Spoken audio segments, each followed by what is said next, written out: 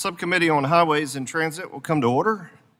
I ask unanimous consent the chairman be authorized to declare a recess at any time during today's hearing. Without objection, so ordered. I also ask unanimous consent members not on the subcommittee be permitted to sit with the subcommittee at today's hearing and ask questions. Without objection, so ordered. As a reminder, if members wish to insert a document into the record, please also email it to documentsti@mail.house.gov. Again, that's documentsti@mail.house.gov. I now recognize myself for the purposes of an opening statement for 5 minutes. Today's hearing begins our subcommittee's activity in the 119th Congress.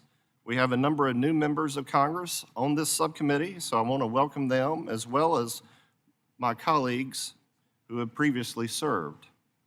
I'm honored to serve as chairman of the Highways and Transit Subcommittee, and I look forward to working with Chairman Graves and committee members as we begin a very active Congress. The 2021 Infrastructure Investment and Jobs Act, or IJA, included provisions to authorize our nation's highway programs until September 30th, 2026. As we begin the important work of reauthorizing our nation's surface transportation programs, this committee will build upon the bipartisan successes of the 118th Congress, and I look forward to working with Chairman Graves, Ranking Member Larson, Ranking Member Norton, the rest of my colleagues in the Trump administration to produce a bipartisan, member-driven bill that revitalizes our nation's infrastructure. It's important that we hear from those working and interfacing directly with these programs to ensure congressional intent is being followed. Our highway network ensures the safe and efficient movement of people and freight and improves economic competitiveness. In fact, the United States transportation system is comprised of 4.2 million miles of public roads and almost 620,000 bridges. This infrastructure maintains our supply chain with the free-flowing movement of goods across our country. To ensure goods move efficiently and keep costs low for American goods and services, we must continue to invest in our nation's most vital infrastructure, and that, of course, is our highways and bridges. The highways, roads, and bridges linking our communities and states, supported through existing core formula programs, are the foundation of our economy. To keep projects moving, continued flexibility for our state departments of transportation is imperative. States know their unique transportation needs and how to best address them. We must continue to uphold and abide by this hallmark principle in the next highway bill. So I look forward to hearing from our witnesses today who will be able to share what's working, what's not, and why a simple extension of the current law would be detrimental for state DOT's planning of multi-year projects. While I believe most here today understand the urgent need to address our nation's most pressing infrastructure concerns, we must also recognize we don't have an unlimited checkbook. IJA authorized and appropriated $365 billion for highway programs. Within the 5-year reauthorization for highway programs, the law increased funding by 62% compared to the 5-year average of the previous bill, the 2015 FAST Act. Therefore, you're looking at a staggering increase, obviously, there. On top of reauthorizing existing programs, IJA created new discretionary programs, including efforts to prioritize electric vehicle charging infrastructure, cut carbon emissions, and support active transportation projects like bike lanes, among others. So with our national debt surpassing $36 trillion and adding an additional 70,000 per minute, we must scrutinize and streamline programs to address waste and ensure our tax dollars are focused on reliable infrastructure that will help grow our GDP. We must also have a frank discussion about the solvency of the Highway Trust Fund, the main funding source for highway projects. Since 2008, Congress has transferred approximately $275 billion to cover the shortfall of revenues as expenditures have grown. Highway funding relies on a user pays principle. It's pretty simple. You purchase fuel to fill up your vehicle to use the roads, and the fuel taxes collected from that purchase go into the Highway Trust Fund. However, electric vehicles, which are often heavier than their conventional counterparts because of the weight of their batteries, do not pay into the Highway Trust Fund. It is wholly unfair and that an entire segment of users doesn't contribute to the roads and bridges they use.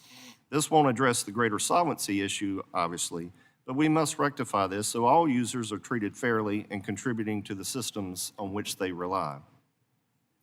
Now, continued investment in our nation's highway network translates to a strong economy and improved quality of life for all Americans. And so I look forward to today's discussion. I now recognize Ranking Member Holmes Norton for 5 minutes for an opening statement. Thank you, Mr. Chairman. I would like to thank Subcommittee Chair Rouser for holding this hearing on the nation's surface transportation programs and to express my eagerness for this subcommittee to get started in the 119th Congress. America's roads are an important part of our larger transportation system. We rely on millions of miles of public roads and bridges, including 1 million miles of federal aid highways to move goods and people across the country. These roads, in unison with other surface transportation systems like transit, rail, and pedestrian and biking infrastructure, form the foundation for our economy. In November 2021, Congress passed the bipartisan infrastructure law, representing a historic investment in the nation's transportation system. This law not only reauthorized our surface transportation programs through fiscal year 2026, but also provided $1.2 trillion, that's trillion dollars, to maintain, improve, and rebuild our infrastructure. Within our subcommittee's jurisdiction, this law included $355 billion for highways, $108 billion for transit, $43 billion for multimodal grants, and $13 billion for highway and motor carrier safety. Since then, the Department of Transportation's hard work has resulted in the announcement of almost $600 billion for over 66,000 projects. This funding has gone toward projects in communities all across the country, creating jobs, improving safety, accessibility, and promoting a cleaner, greener transportation system. Now, with the end of bipartisan infrastructure law's 5-year reauthorization in sight, this subcommittee must ensure these investments continue. As this subcommittee considers the next surface transportation bill, it must prioritize safety. Make no mistake, we are living through a public health crisis. Over 40,000 people died on our roadways in 2023. Remarkably, this number represents a 5% improvement from where we were in 2021. The brunt of these deaths have been borne by pedestrians, cyclists, and communities of color. We cannot allow this trend to continue. We cannot allow any more families to be devastated. The bipartisan infrastructure law took safety seriously. For example, the Safe Streets and Drugs for All program was established to help local governments plan and build out projects to improve safety and reduce roadway safety deaths. Though through this program, 75% of the nation's population will be covered by these safety plans. However, there is still work to be done to improve safety. We now need to support our local governments by continuing these locally driven efforts and connecting them with funding to build out these safety plans. Any reauthorization legislation this subcommittee considers must make meaningful progress on this issue. Safety is non-negotiable. We also must work to continue mitigating the impact of our transportation system on the environment, especially from gas-powered vehicles. Transportation is the largest source of emissions in the United States, and our transportation policies and programs must be reformed accordingly. Expanding access to transit, walking, and biking is a critical part of the solution. Thank you to our witnesses today. I appreciate your input regarding the needs of the nation's transportation system and look forward to our discussion about the challenges ahead. I yield back. Gentlelady yields back. I now recognize Mr. Larson for his statement. Thank you, Chair Rouser, and welcome to the subcommittee, and thank you for holding this hearing to kick off the Surface Transportation Reauthorization. The title of this hearing series, America Builds, says it all. And right now, thanks to the bipartisan infrastructure law, America is building again, and we need to keep it going. Building transportation doesn't just mean highways. Investments in transit, in rail, in ports, and airports keep America moving as well. I look forward to future hearings on how transit agencies and rail networks sustain our economy and how the Surface Transportation Reauthorization impacts these modes. BIL funds are supporting over 85,000 new transportation projects in every congressional district. The BIL helped create 1.6 million construction and manufacturing jobs across this country. These jobs with good wages, benefits, and working conditions are driving the low 4.1% unemployment rate while modernizing our infrastructure. That's why it is unfathomable to me that on the first day of this administration, the President signed an executive order to pause this progress, putting millions of dollars, hundreds of thousands of jobs, and thousands of projects located in every congressional district of this country at risk. No committee is more bipartisan than this committee, and the pain at this part of the executive order is equally bipartisan. So I want to call on every member of the full committee to look at the projects in your district, the jobs in your district, and remind the administration of this bipartisan pain that this will cause your districts. Instead, we should be working together across the aisle and with the incoming administration to celebrate the economic and safety benefits of transportation projects. To ensure these benefits continue to flow to our constituents, we need to engage local partners in the next reauthorization. And last week, we heard the testimony of Mayor Pro Tem Fuentes from Austin, Texas, who reiterated the important role that local governments play in our transportation networks. Local governments own 77% of the nation's roadways, 50% of the nation's bridges, and 46% of urban and rural transit providers. Over 90% of BIL highway and bridge dollars go out by formula to the states. Yet, Mayor Fuentes' testimony noted that the majority of car trips are local, and freight trips often begin and end on local roads. This disconnect is why Congress prioritized some BIL funds to be distributed via competitive grants. These grants ensure the communities have a chance to secure funding and advance projects that may not be prioritized by state DOTs. These grants play a big role in delivering locally driven projects. And just this month, DOT announced $5 billion for more than 560 transportation projects in every state, funding projects important to members of Congress, governors, mayors, state legislators, Republicans, Democrats, and independents, all of which are put in danger due to this administration's misguided executive order on transportation funding. Just since 2022, I've helped secure over $103 million in raise grants for my district. And these projects are developed, designed, and driven by local input and support. And I could tell that story 434 other times for every district in this country. Thanks to these discretionary grants, communities in my district can get to work on projects rebuilding Linwood's Poplar Way Bridge, replacing the Lummi Island Ferry, or modernizing Skagit Transit's Operations Center or the Port of Bellingham's shipping terminal. The BIL also made its mark on the types of projects states and local governments are building. The Reconnecting Communities pilot program is funding projects that make it easier for people to get to work or school. These projects support local economic activity and improve safety for residents in areas that have been separated by past highway projects, bringing communities back together.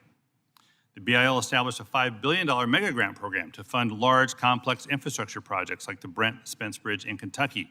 that has long been delayed due to insufficient funding. It also created the $9 billion Bridge Investment Program, which is helping to repair and replace aging bridges that support key freight routes throughout the country.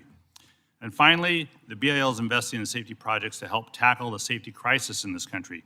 So we noted with more than 40,000 people dying in motor vehicle crashes every single year. The BIL boosted the Highway Safety Improvement Program and is providing, for the first time, direct funding to cities, counties, and rural communities to save lives. Investments including Safe Streets and Roads for All grants empower your local communities to plan and execute projects to improve how your constituents can get around more safely. Keeping our transportation system in good repair, keeping it resilient, keeping it safe, and keeping it ready for future rate and passenger demand requires ongoing investment. I'm ready to make that investment. We're ready to make that investment. Let's keep it going. I want to thank the witnesses for being here today, and I look forward to your testimony. With that, I yield back. Gentleman yields back. Before we get going full force here, I want to make a few observations that you may find of interest. There are a total of 55 members on this subcommittee, and if you're wondering how that compares with other full committees, if this were a full committee, we would rank second in terms of total membership, only behind Armed Services. So that gives you a little sense of the width and breadth of the Transportation and Infrastructure Committee, and particularly the interest and importance of this subcommittee. So I would like to welcome our witnesses and thank them for being here today. Briefly, I'd like to take a moment to explain our lighting system to our witnesses. Pretty simple to understand. Green is go, yellow is wrap it up, and red is stop as soon as you possibly can. So you'll see those lights as you begin. I ask unanimous consent the witnesses' full statements be included in the record. Without objection, so ordered. I ask unanimous consent the record of today's hearing remain open until such time as our witnesses have provided answers to any questions that may be submitted to them in writing. Without objection, so ordered. I also ask unanimous consent the record remain open for 15 days for any additional comments and information submitted by members or witnesses to be included in the record of today's hearing. Without objection, so ordered. As your written testimony has been made part of the record, the subcommittee asks that you limit your oral remarks to 5 minutes. Now, I want to go through and introduce the witnesses that we have here today. We have Mr. Jim Tymon, who is with the American Association of State Highway and Transportation Officials. We have Mr.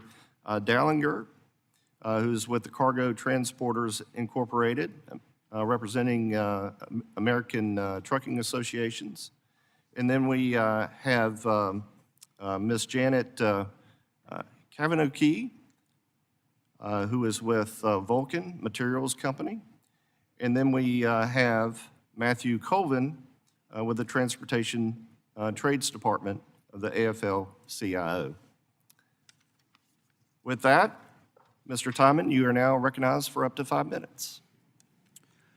Thank you, Chairman Rouser, and congratulations on your appointment to the most important subcommittee in Congress. Chairman, Ranking Member Norton, and members of the subcommittee, thank you for holding today's important hearing on our nation's highways and their role in moving people and freight. My name is Jim Tymon, and I serve as the Executive Director of the American Association of State Highways and Transportation Officials, or AASHTO. I'm honored to testify on behalf of our state DOTs in all 50 states, the District of Columbia, and Puerto Rico. This morning, I'll speak to the surface transportation aspects of IIJA. And while this hearing is focused on highway programs, AASHTO recognizes that federal transit and passenger rail programs remain crucial to supporting our entire transportation system. My testimony will speak to IIJA's successes and challenges and the upcoming surface transportation reauthorization. So let's start with the successes of IIJA. One of the most important successes in IIJA has been the ability for state DOTs to take formula dollars provided in IIJA and utilize those dollars to deliver tangible projects and benefits quickly. State DOTs are able to do this through their long-range plans and capital programs developed in partnership with MPOs and localities. As a result, state DOT formula dollars are spending out on projects in your communities at a faster rate than any other transportation project category in IIJA. When funding is distributed to states by formula, this is the most efficient and effective way to create jobs, have an impact on the economy, and improve our transportation system. Another area of progress under IIJA has been highway safety. In 2021, there were over 43,000 fatalities on our nation's roadways. IIJA provided funding and policies that enabled state DOTs to accelerate deployment of proven roadway safety strategies and innovative countermeasures. According to NHTSA, since 2021, roadway fatalities have declined for 10 consecutive quarters, even as people are driving more miles. In 2023, there were about 41,000 roadway fatalities, still a staggering and unacceptable number. But the IIJA has provided state DOTs with a foundation to continue making progress to drive that number towards zero. When it comes to IIJA's challenges, first is the administration of the discretionary grant programs. The process around discretionary grants has shown to be slow, burdensome, and less efficient in turning federal funds into projects and benefits compared to the deployment of formula funds provided to state DOTs. Another challenge has been the impact of inflation. A 70% increase in highway construction costs in the last 4 years means that states have actually lost ground on purchasing power, even with IIJA's nominal funding increases, which was only about 20 to 25% for state DOT formula programs. Yet another challenge is the bureaucratic red tape related to federal regulations and permitting requirements. While the IIJA included some provisions to address this issue, some of those provisions have not been implemented, and still more can be done in the next piece of legislation. The final challenge I'll mention today is related to Buy America requirements. AASHTO and the state DOTs remain unwavering in our support of increasing America's manufacturing capacity, creating domestic jobs, and supporting economic growth. However, there is still significant concern about the industry's transition to IIJA's new Buy America requirements. Specifically, we request reversing an FHWA final rule that was issued earlier this month that ended the long-standing waiver. This Congress has an extraordinary opportunity to develop and enact the next Surface Transportation Reauthorization Bill. In the next bill, AASHTO asks Congress to build on the proven successes of the state DOT formula programs. We also request maximum flexibility and transferability between funding categories, coupled with the removal of regulatory and programmatic burdens that often delay project delivery. The next bill should look at IIJA's funding levels as the starting point, and those levels should grow from that starting point. Finally, I would like to thank Congress for the work for working with state DOTs on a fix to FHWA's August redistribution process and on the unprecedented natural disasters that state DOTs have faced in the last few months. More work is needed in both areas, but we appreciate what has been done so far, so thank you. To close, AASHTO and its members are fully committed to assisting this subcommittee in putting together the next surface transportation bill to ensure our nation's long-term economic growth and improve safety through the federally assisted, state-implemented federal highway program. Thank you again for the opportunity to testify today, and I look forward to your questions. Thank you very much. Mr. Dellinger. Chairman Rouser, Ranking Member Norton, and members of the subcommittee, thank you for allowing me to testify on behalf of the American Trucking Associations. Beyond my role as ATA Chairman, I serve as President and CEO of Cargo Transporters, a family-based trucking company based in Western North Carolina. It is a privilege to be here today as you prepare to reauthorize the federal highway bill. This is an issue that affects all Americans, and especially the 8.5 million men and women who work in our industry. The supply chain crisis of 2021 exposed serious consequences of underinvestment in transportation. And more recently, Hurricane Helene's devastation to my home state highlighted the need for robust transportation networks. ATA strongly supported passage of the last highway bill, which made substantial investments in all 50 states.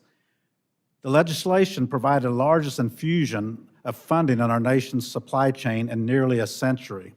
Yet, the harsh reality that after accounting for inflation, we're spending less on roads and bridges today. Failure to act comes at a risk and imposes its own costs. Case in point, highway bottlenecks add over $100 billion to the cost of freight transportation annually. And that's the equivalent of 435,000 drivers sitting idle for 1 year. It's imperative that we expand the capacity and eliminate the inefficiencies to boost U.S. manufacturing, grow public and private businesses, and lower costs for the consumer. Infrastructure improvements reduce hazards. Promoting safety for the motoring public and our drivers is a high priority for the trucking industry. And that's reflected in the fact that motor carriers invest over $14 billion annually in safety-related systems and training. But this is bigger than us. We need Congress to help build on that progress. From increasing truck parking that would alleviate dangerous situations where truckers are forced to park in unauthorized locations, to ensuring that effective and robust drug testing protocols remain intact to keep drivers who are under the influence off our roads.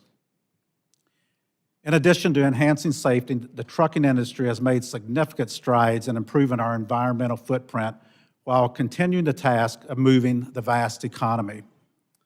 Over the past 40 years, advancements in engine technology have produced trucks that are 99% cleaner.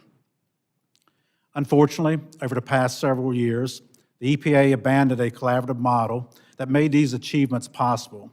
The EPA and a patchwork of states have imposed mandates that threaten to raise costs and cause significant disruption without delivering the intended environmental benefits. We look forward to working with the new administration and this 119th Congress to reverse the trends set forth and restore a common sense approach that sets ambitious and achievable standards. My trucking career began nearly 4 decades ago. I've seen firsthand the incredible opportunities this industry provides individuals to support their families and attain the American dream. And it is with my hope that Congress will continue to partner with us to incentivize workforce development and protect pathways to entrepreneurship to include the independent contractor model, making it easier for more people to find rewarding and good-paying jobs in trucking. We look forward to working with every one of you in this subcommittee as you develop an infrastructure package that promotes safety for the motoring public and our drivers, while prompting the creation of efficiencies as we move our nation's economy. Roads and bridges aren't affiliated to a given party.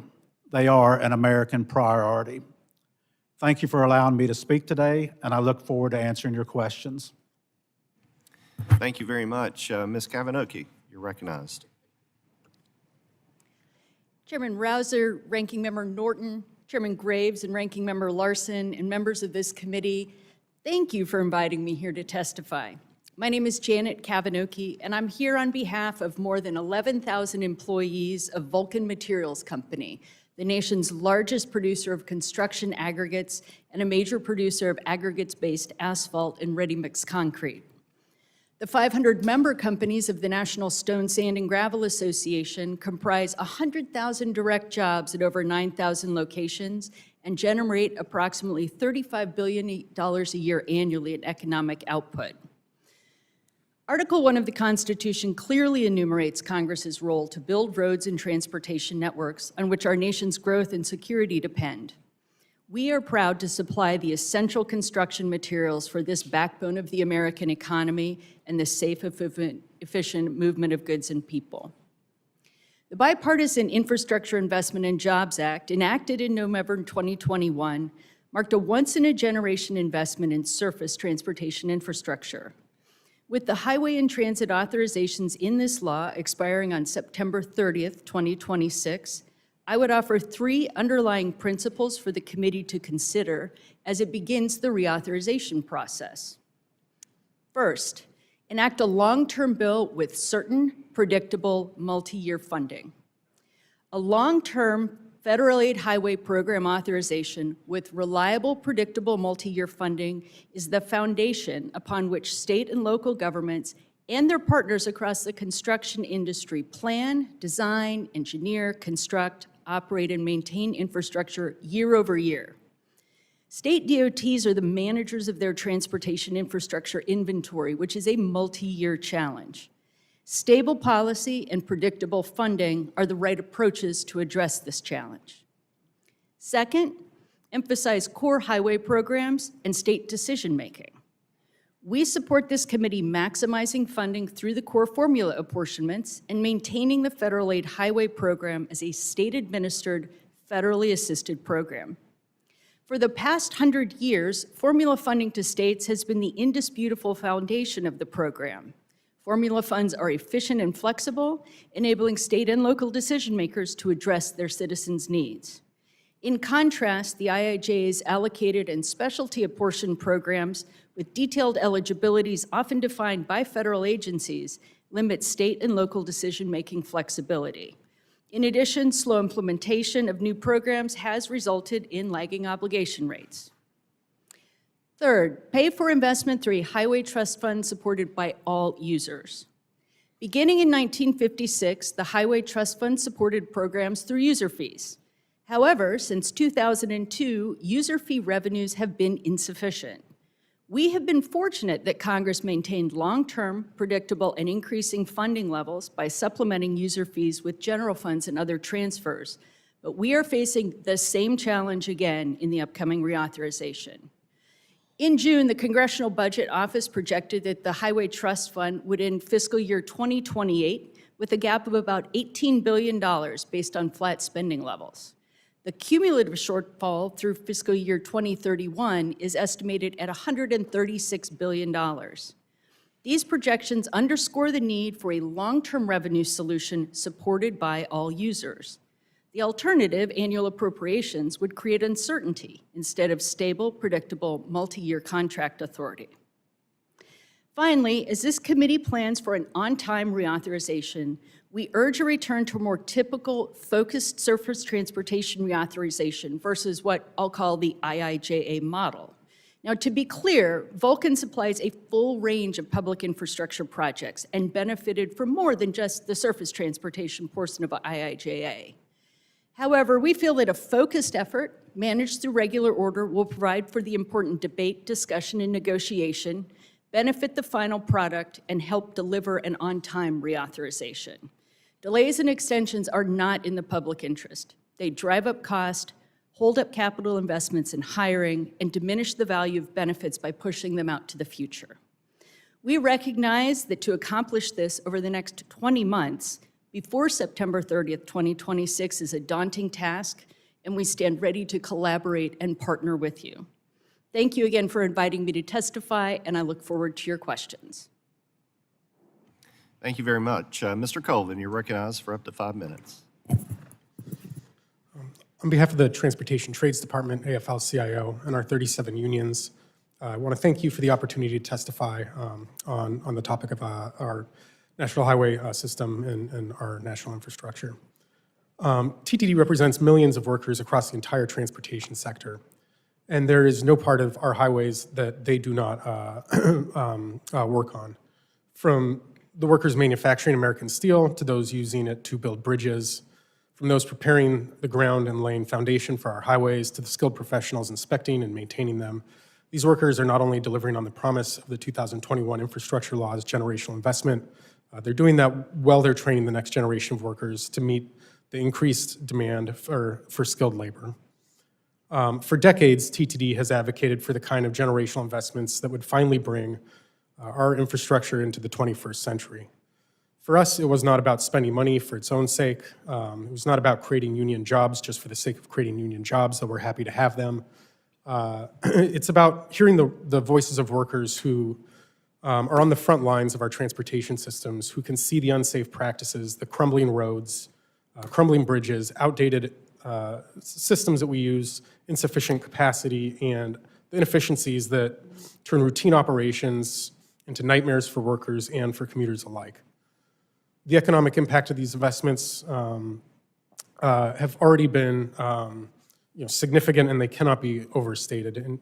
In October of 2024, US DOT announced over 1.7 million construction and manufacturing jobs have been created in the prior 4 years, and 700,000 additional in the transportation sector, including pilots, port workers, bus drivers, rail engineers, and other professions. I want to say that the Biden administration was really critical in the unprecedented executive actions that they took to ensure that these investments did create and maintain good union jobs. Through executive orders and regulatory actions that strengthened Buy America requirements, expanded worker safety protections, and prioritized high-road labor standards in federal contracting. Under the previous leadership of Secretary Buttigieg, the Department of Transportation specifically worked to tie federal investments in infrastructure into ensuring that we had real growth in jobs through project labor agreements, local hire provisions, and that would not have happened with just the IIJA alone.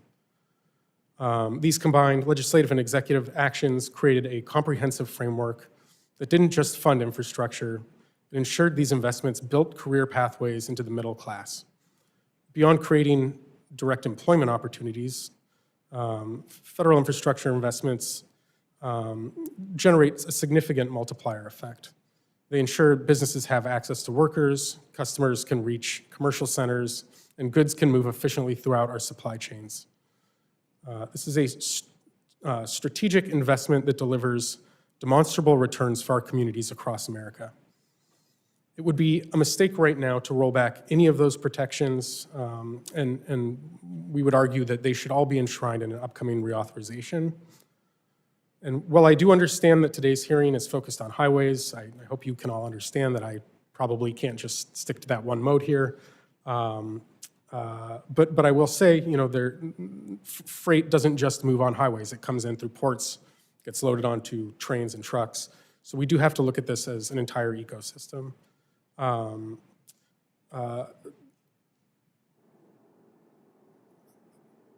Sorry, my computer's just being a little weird. On a national scale, the numbers tell a powerful story. Nationwide transit, just get back to here. Okay. On a national scale, the numbers tell a powerful story. Nationwide transit ridership has been steadily climbing with over 7.9 billion total trips projected for 2024, an increase driven by communities recognizing the economic and environmental benefit of robust investment in public transportation.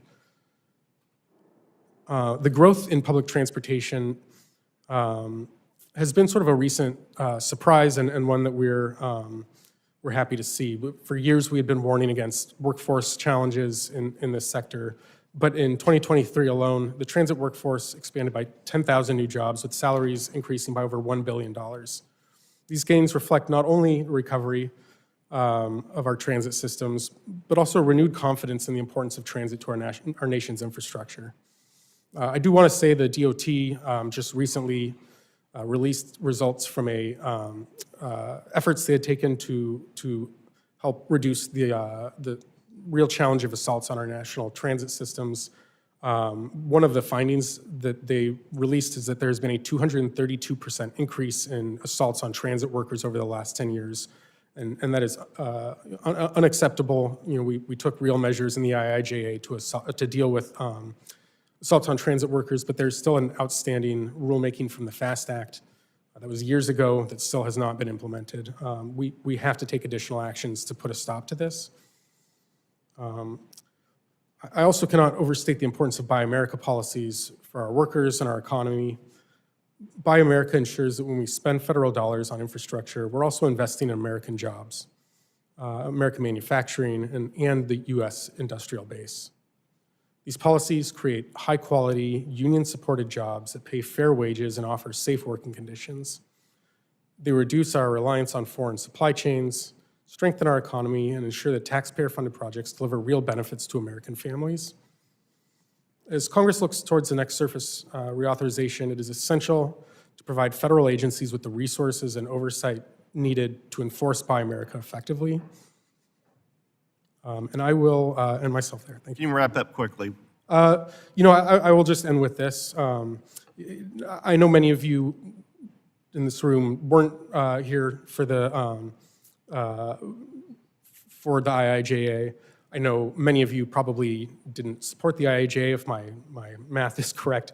But I will say that the efforts that President Trump is taking to undermine those funds, I hope we can all agree that whether you support it or not, that's not undermining grant making, undermining federal funding is not a serious way of dealing with implementing your policy priorities. And I would urge all of you to, even if quietly, to urge this administration to reverse those decisions. The gentleman's time has expired. Appreciate everybody's testimony today, very much so. Mr. Tymon, I'm going to start with you. The IJA created many new discretionary grant programs administered by the Department of Transportation. Can you share quickly with the committee your perspective on how formula funding compares to discretionary grant funding and executing projects? Well, thank you for that question, Chairman Rouser. According to the Congressional Budget Office, an estimated 67% of formula dollars that are provided to state DOTs through IIJA have been spent out in the first 2 years of when they're allocated. Conversely, the spend-out rate for discretionary grants under that same time frame is between 1% and 7.4%. So, I think that those statistics demonstrate the efficiencies that exist with the formula dollars and some of the inefficiencies that exist with the discretionary grant programs. And can you share your thoughts on how channeling funding through the existing core highway formula programs helps with certainty in capitalizing on the expertise of our state departments of transportation?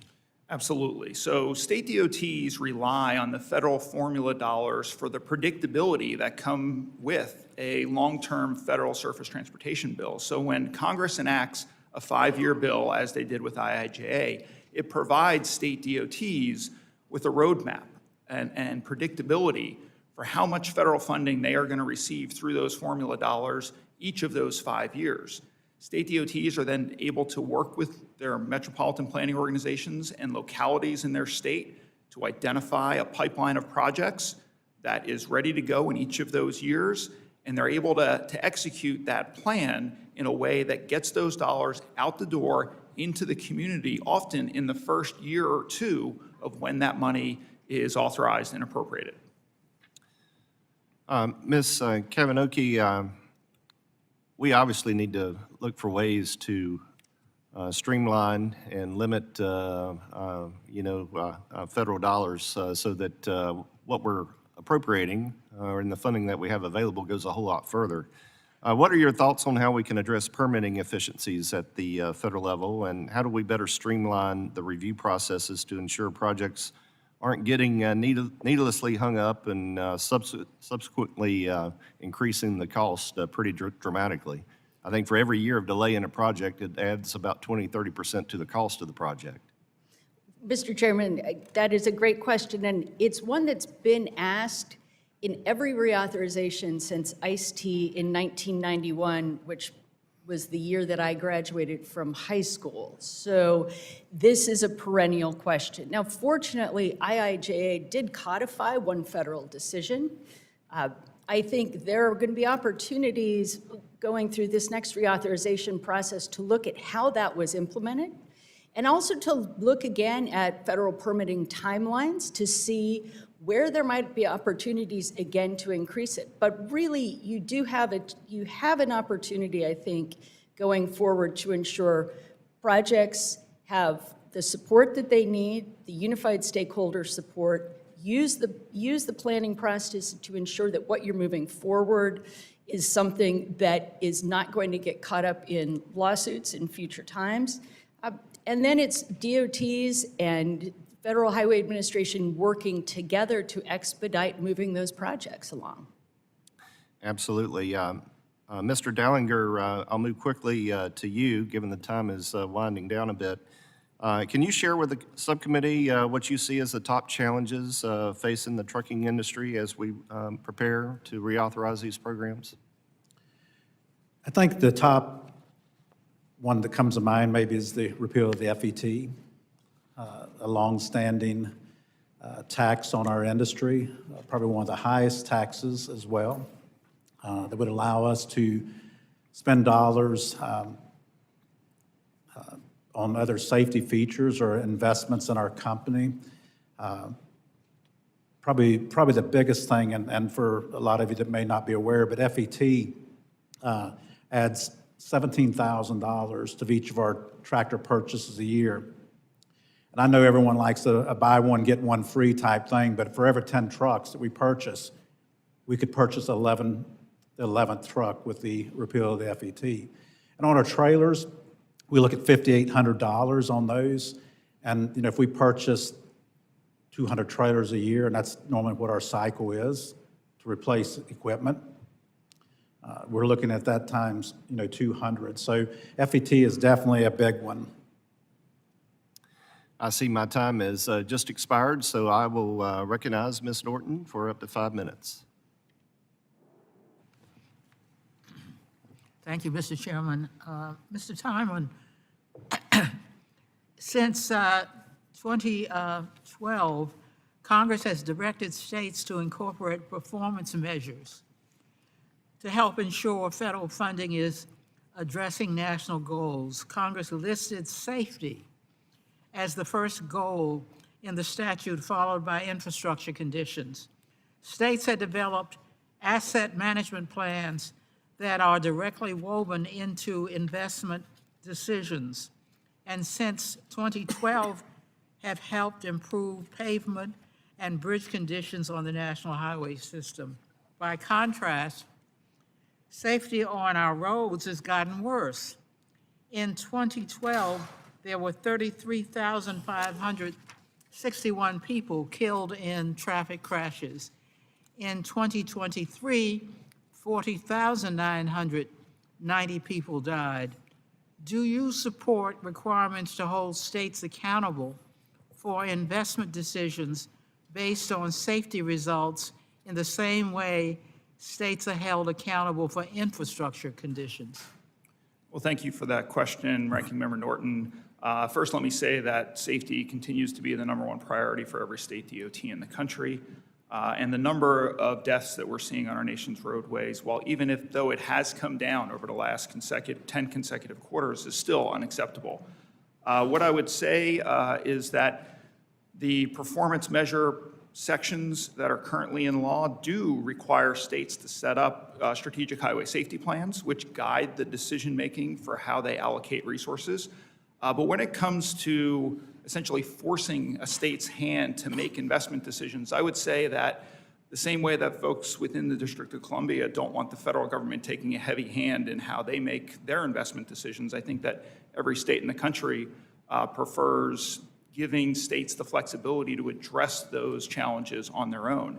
They still are provided federal funds through the Highway Safety Improvement Program to invest in safety projects, and states go over and above the dollars that they're provided to make sure that they're making improvements from a safety perspective.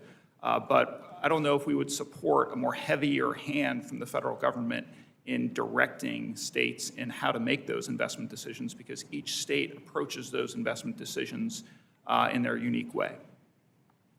Thank you. Mr. Dellinger, last Congress, I introduced the bipartisan Household Goods Shipping Consumer Protection Act with Congressman Ezel to address freight fraud and restore federal authority to prevent scams from occurring in the shipping industry. We plan on reintroducing this bill, and there will be a bipartisan Senate companion bill as well. What are the benefits of enacting this bill for both shippers and consumers? Well, first of all, thank you, Ranking Member Norton, for introduction of that bill, and we do support it because definitely anything that protects the consumer, but also protects the good carriers out there that are doing the right thing is very welcomed. Thank you. Mr. Tymon, Congress recently enacted a disaster recovery bill that provides $8 billion to the Federal Highway Administration Relief Program. Congress did not provide the $50 million requested by the Federal Transit Administration to meet its emergency relief program needs for disaster-related repairs. Does the American Association of State Highway and Transportation Officials support providing dedicated funding to the Federal Transit Administration's emergency relief program like they do to the highway program?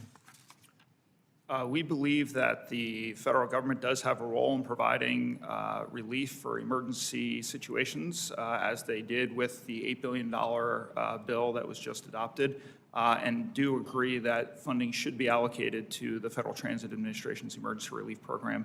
I would say that both of those programs probably are historically underfunded when you look at the highway program and the transit program over the years that they've been authorized. I see my time has expired. Mr. Crawford. Thank you, Mr. Chairman, and thank you all for being here today. I want to start with Mr. Dellinger, and I want to commend you for the forward-looking proposals you've had on Highway Trust Fund and infrastructure investment in addition to road safety and driver shortage. And I'm going to focus on that driver shortage issue just real quick. I've been a proponent of legislation to allow younger drivers access to commercial trucking with the hope of replenishing our driver workforce. I wonder if you can talk about what ATA is doing to support and increase the driver workforce and what we here in this committee ought to be looking at as we take on surface reauthorization to do the same thing. Well, first of all, Representative Crawford, thank you for supporting ATA and our industry with STAD, but we would also like to see that become permanent. I think we're a little bit late at the game as far as getting the kinks worked out, and the thing sunsets, I guess, in November of this year. It's something that we would like to see permanent, but getting, younger drivers in is important, but also getting women into our industry. We offer a lot of good careers, a lot of good driving careers that women do well, and getting them involved. And we could do that through basically better parking, a lot more parking. I think we need funding for parking that's not in a bucket with other groups pulling out of it. Right. We need safe parking for females where they feel safe being out there. Sure, that makes sense. Mr. Trump, I'm going to shift gears a little bit and talk about federal funding, and you may have made some comments about this already, so if I'm repeating myself, I apologize, but I'm a proponent of formula funding, and I'll admit I'm a little skeptical about the wisdom of some of the IJA-created discretionary grants. I think that less than 16% of IJA's raised grant money has been obligated, only roughly 1% has been spent.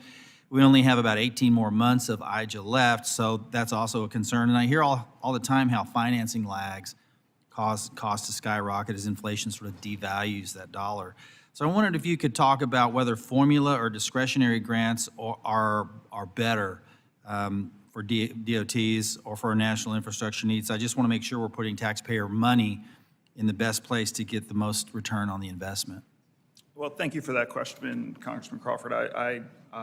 As I mentioned earlier, we do firmly believe that the best use and most efficient use of the federal dollars is through the Federal Aid Highway Program formula dollars. 66% of those formula dollars provided to states have been spent out in the first 2 years in which they've been appropriated or authorized, whereas on the discretionary side, it's between 1% and 8%. You mentioned the raised grants.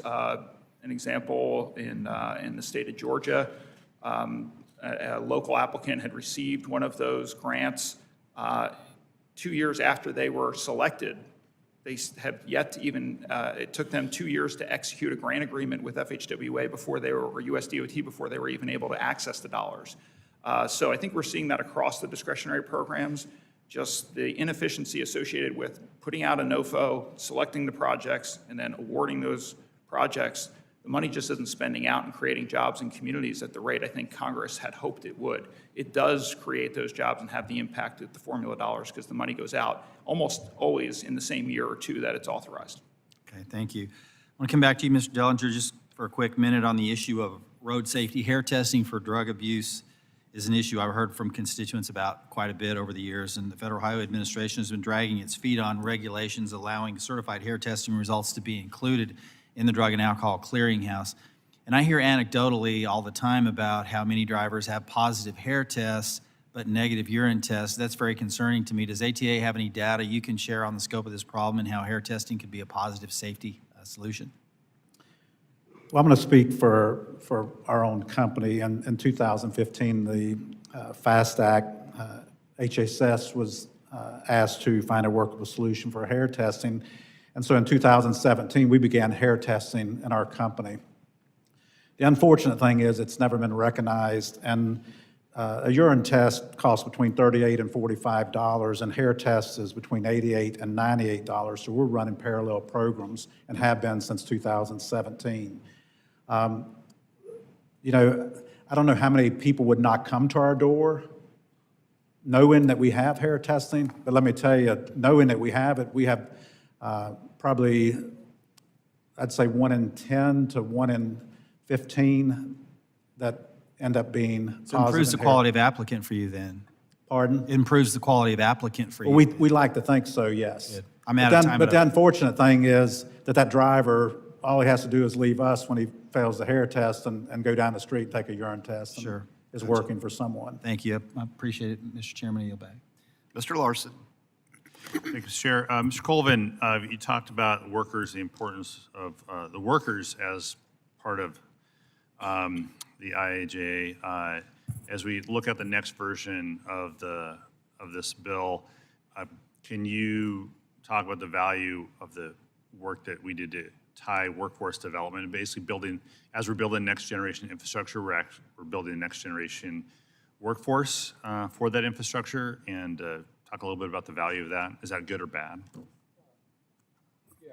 I think obviously really excellent, and I don't mean to undercut the real serious advancements that there were in workforce training programs in the IIJA when I mentioned the additional steps that this administration took. But I think if you look beyond just the apprenticeship programs, you know, there's a whole wealth of other employment created by these investments that they don't have those sort of traditional apprenticeship-style programs that a lot of the building trades do. So, you know, I mentioned transit. That was an industry that had an above-average age of workers. They were all within, you know, the majority were in within retirement age. You know, I think 5 years.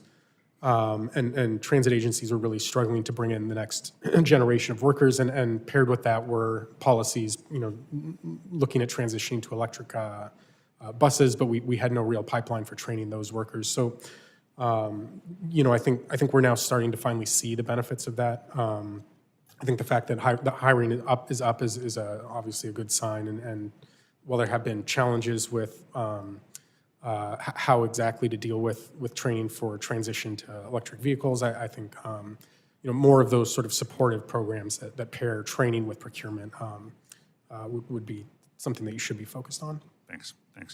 Mr. Tymon, I know there's a focus on the formula funding, but truthfully, there'd be projects that wouldn't be funded in all of our districts if we relied only on the states to take the formula money and make it happen. I can point to projects in my district. Maybe it's just the nature of my district, or it's because their representation in Congress. But the truth is, they wouldn't be funded. And so I agree that it's been slow on the discretionary, but the culvert program, which we call the culvert program in our state, the Supreme Court of the United States said we had to fix this.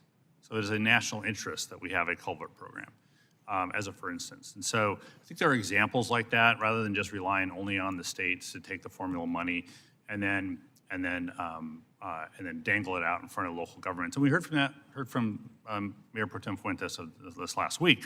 So I want to know if you're willing to commit with this committee to actually figure out a way to improve the selection process and help communities gain access to funds. I know it's not in Nashville's interest. I heard it from Roger Millar all the time. This is the Democratic and Republican state DOT message. It's not a Republican message, it's not a Democratic message, it's everybody. But I don't agree with it. And so I want to know if you'll commit to working with us to solve the problems that we do have, as opposed to just relying on give the states more money. If I saw all that money in discretionary, I'd want it too, if I was a state. That's not the way we wrote it. Absolutely, Ranking Member Larson. We would love to work with the committee to find ways to improve the project selection process. I would also say that, I think that there should be a robust discussion on what types of projects should be funded with federal dollars versus what shouldn't. Because I think one of the reasons that these dollars are spending out so slowly is that there are some of these smaller projects or local projects that just aren't a good fit for all of the bureaucratic red tape that goes along with a federal dollar that comes through these discretionary programs. So I think that we would absolutely welcome that discussion to figure out what are the right types of projects to be funded with federal dollars and how to improve the project selection process. Well, apparently we've got 20 months to do that. So, and going to Ms. Kavinoky, on I think in your testimony, you looked at, if I've got this right, the construction cost index chart was in your testimony. Perhaps it wasn't. Okay, it doesn't make that's not as relevant. It's in somebody's, big factor. The material costs are high. There's inflation in that. There's a little tick down in the last quarter or so. How can we keep that moving? How can we keep the inflation on material costs continuing to move down?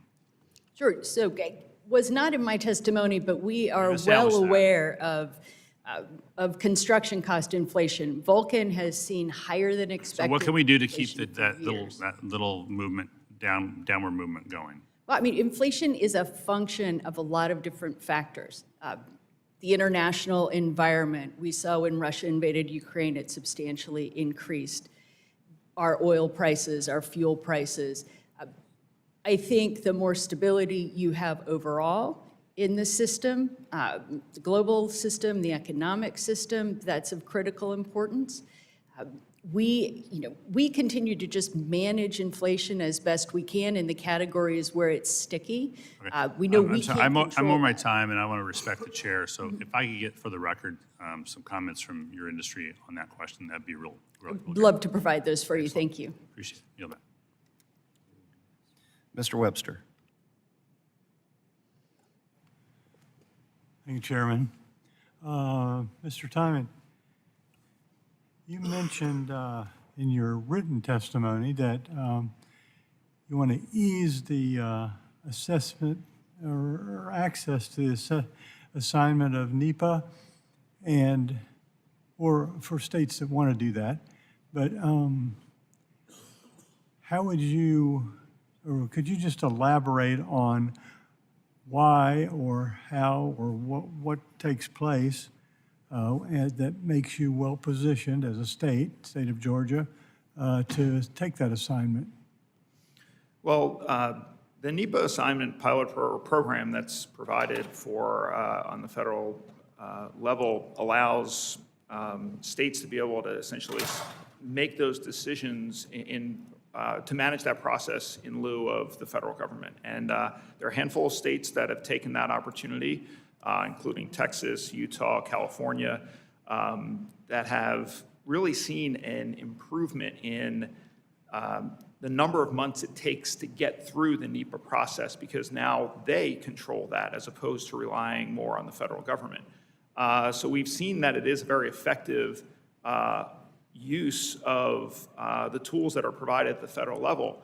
Unfortunately, not every state is going to be able to take advantage of that, because one of the aspects of that program will require states to waive sovereign immunity. And there are a lot of states that are not interested in waiving sovereign immunity in order to take on those responsibilities under NEPA assignment. So that's been a big barrier for why other states are not taking on NEPA assignment is because state legislators and some governors are reticent to waive sovereign immunity. Are you in Georgia ready to do that? Unfortunately, our AASHTO's vice president and commissioner of the Georgia DOT was unable to be here today because of the snowstorm that they're dealing with. They have, I think, even 3 inches of snow in Savannah. But Georgia is one of those states that has not taken on NEPA assignment, but they have had incorporated other streamlining tools into what they do. They set up an office where they are able to bring in personnel from federal resource offices to be able to sit together, to be able to work on specific projects that have to go through the permitting and regulatory process. But they have found that putting those federal agencies together that are working on Georgia-specific projects in the room together has really improved the efficiency of being able to get some of those projects moved through the pipeline in a more efficient manner. So that's, it's like an interagency thing of some sort? It is. Georgia is one of the states that actually pays for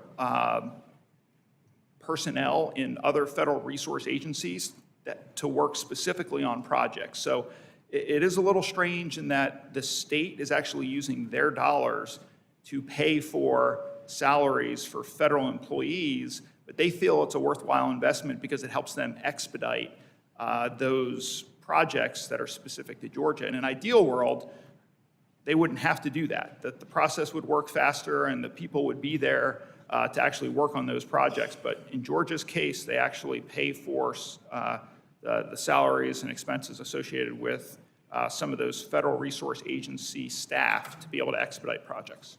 So do you think that that model should be replicated in other places? I think that given the current structure, it has worked well in Georgia and several other states, and I think other states are continuing to look at that as an option. So it is a model to help improve the process, especially for states that are unwilling to waive sovereign immunity or unable to waive sovereign immunity and take on NEPA assignment. Okay, yield back. Mr. Johnson. Thank you, Chairman Rouser and Ranking Member Holmes Norton for hosting this necessary hearing today, and thank you to the witnesses for your time and your testimony. The title of this hearing, Transportation to Move People, is fitting because every day we rely on transportation to live our lives. In fact, all of us took some form of transportation just to be here today. Whether we walked on the roads, drove a car, or rode a train, we need to build a future where safe, efficient, and sustainable transportation is not a luxury, but a reality for every American, regardless of zip code. When we invest in our infrastructure, we create a ripple effect that touches every aspect of our society and economy. The investments from President Biden's bipartisan infrastructure law have already contributed to the creation of 1.6 million jobs in construction and manufacturing. Our job now is to continue building on that progress so millions are not left behind. I look forward to hearing your answer to this question, Mr. Tymon. On Monday, President Trump issued an executive order titled Unleashing American Energy. Section 7 of that order states, quote, all agencies shall immediately pause the disbursement of funds appropriated through the Inflation Reduction Act or the Infrastructure Investment and Jobs Act, the bipartisan infrastructure law, which will impact transportation funding under those two acts. Can you explain the impact the pause in federal funding will have, and how is AASHTO working with the new administration to clarify this order? Well, thank you for that question. I will say that when we saw that executive order on Monday and then how it was implemented briefly yesterday, there was a lot of concern within the state DOT community because for a short period of time, federal funding reimbursements for the formula programs was halted. And we worked closely with the new administration and the folks at USD and USDOT and at OMB to make sure there was clarification that the intent of that executive order was not to stop the flow of all federal dollars that were provided for transportation programs through those two bills. And our understanding is that both USDOT and OMB do not intend for that executive order to impact all of the transportation programs in those two acts, and that they are working together to clarify exactly which programs it should apply to. So there was some panic yesterday initially. We do feel a little bit better about it as of yesterday afternoon and this morning, but there's still some concern. Yeah, it's kind of like, first you're numb, and then you start realizing, okay, well, maybe there's some wiggle room, but then when you go back and read the executive order, there is none. So there's a need for clarification amidst the chaos that has ensued from this reckless action in issuing this executive order. Mr. Dellinger, with the recent record-breaking increase in cargo theft across the country, this issue has become a pressing challenge for the trucking industry. American Trucking Association member companies have been heavily impacted, facing increased costs, disrupted supply chains, and heightened security risks. Could you please elaborate on the impact this issue is having on the industry, and how can stakeholders and the federal government collaborate to enhance prevention efforts and strengthen enforcement against cargo theft? Cargo theft has become rampant, and I think that basically the thieves and the rings have learned a lot of different ways to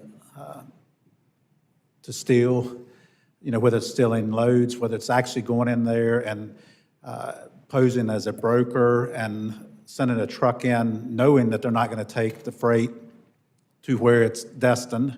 They're going to take it to a warehouse somewhere. But probably the biggest And these are not solution would be illegal. that the federal government work, that there be some type of clearinghouse where you could call one location. I mean, we're now involved in situations where you got to go in the jurisdiction that it's in to report the crime.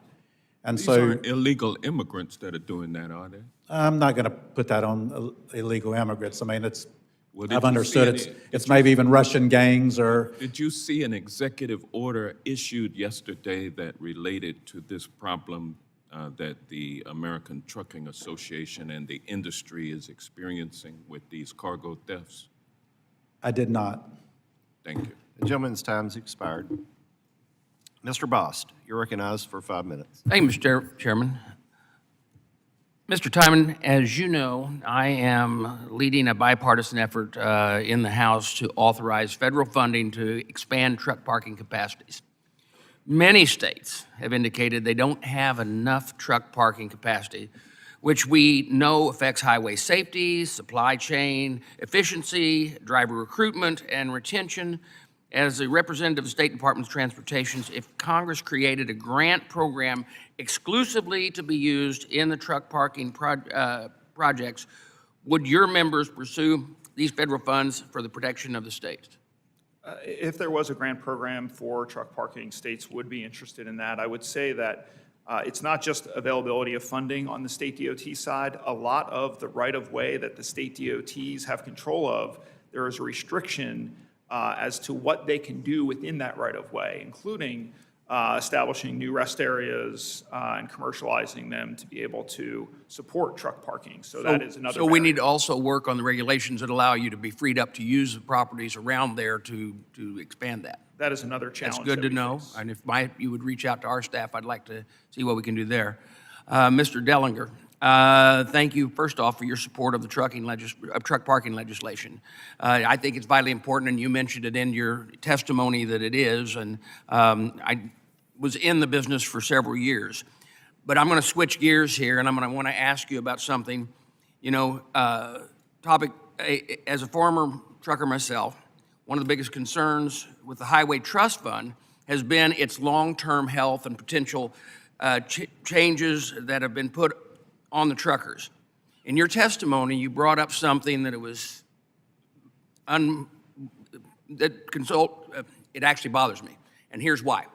And that was on tolls, specifically on trucks.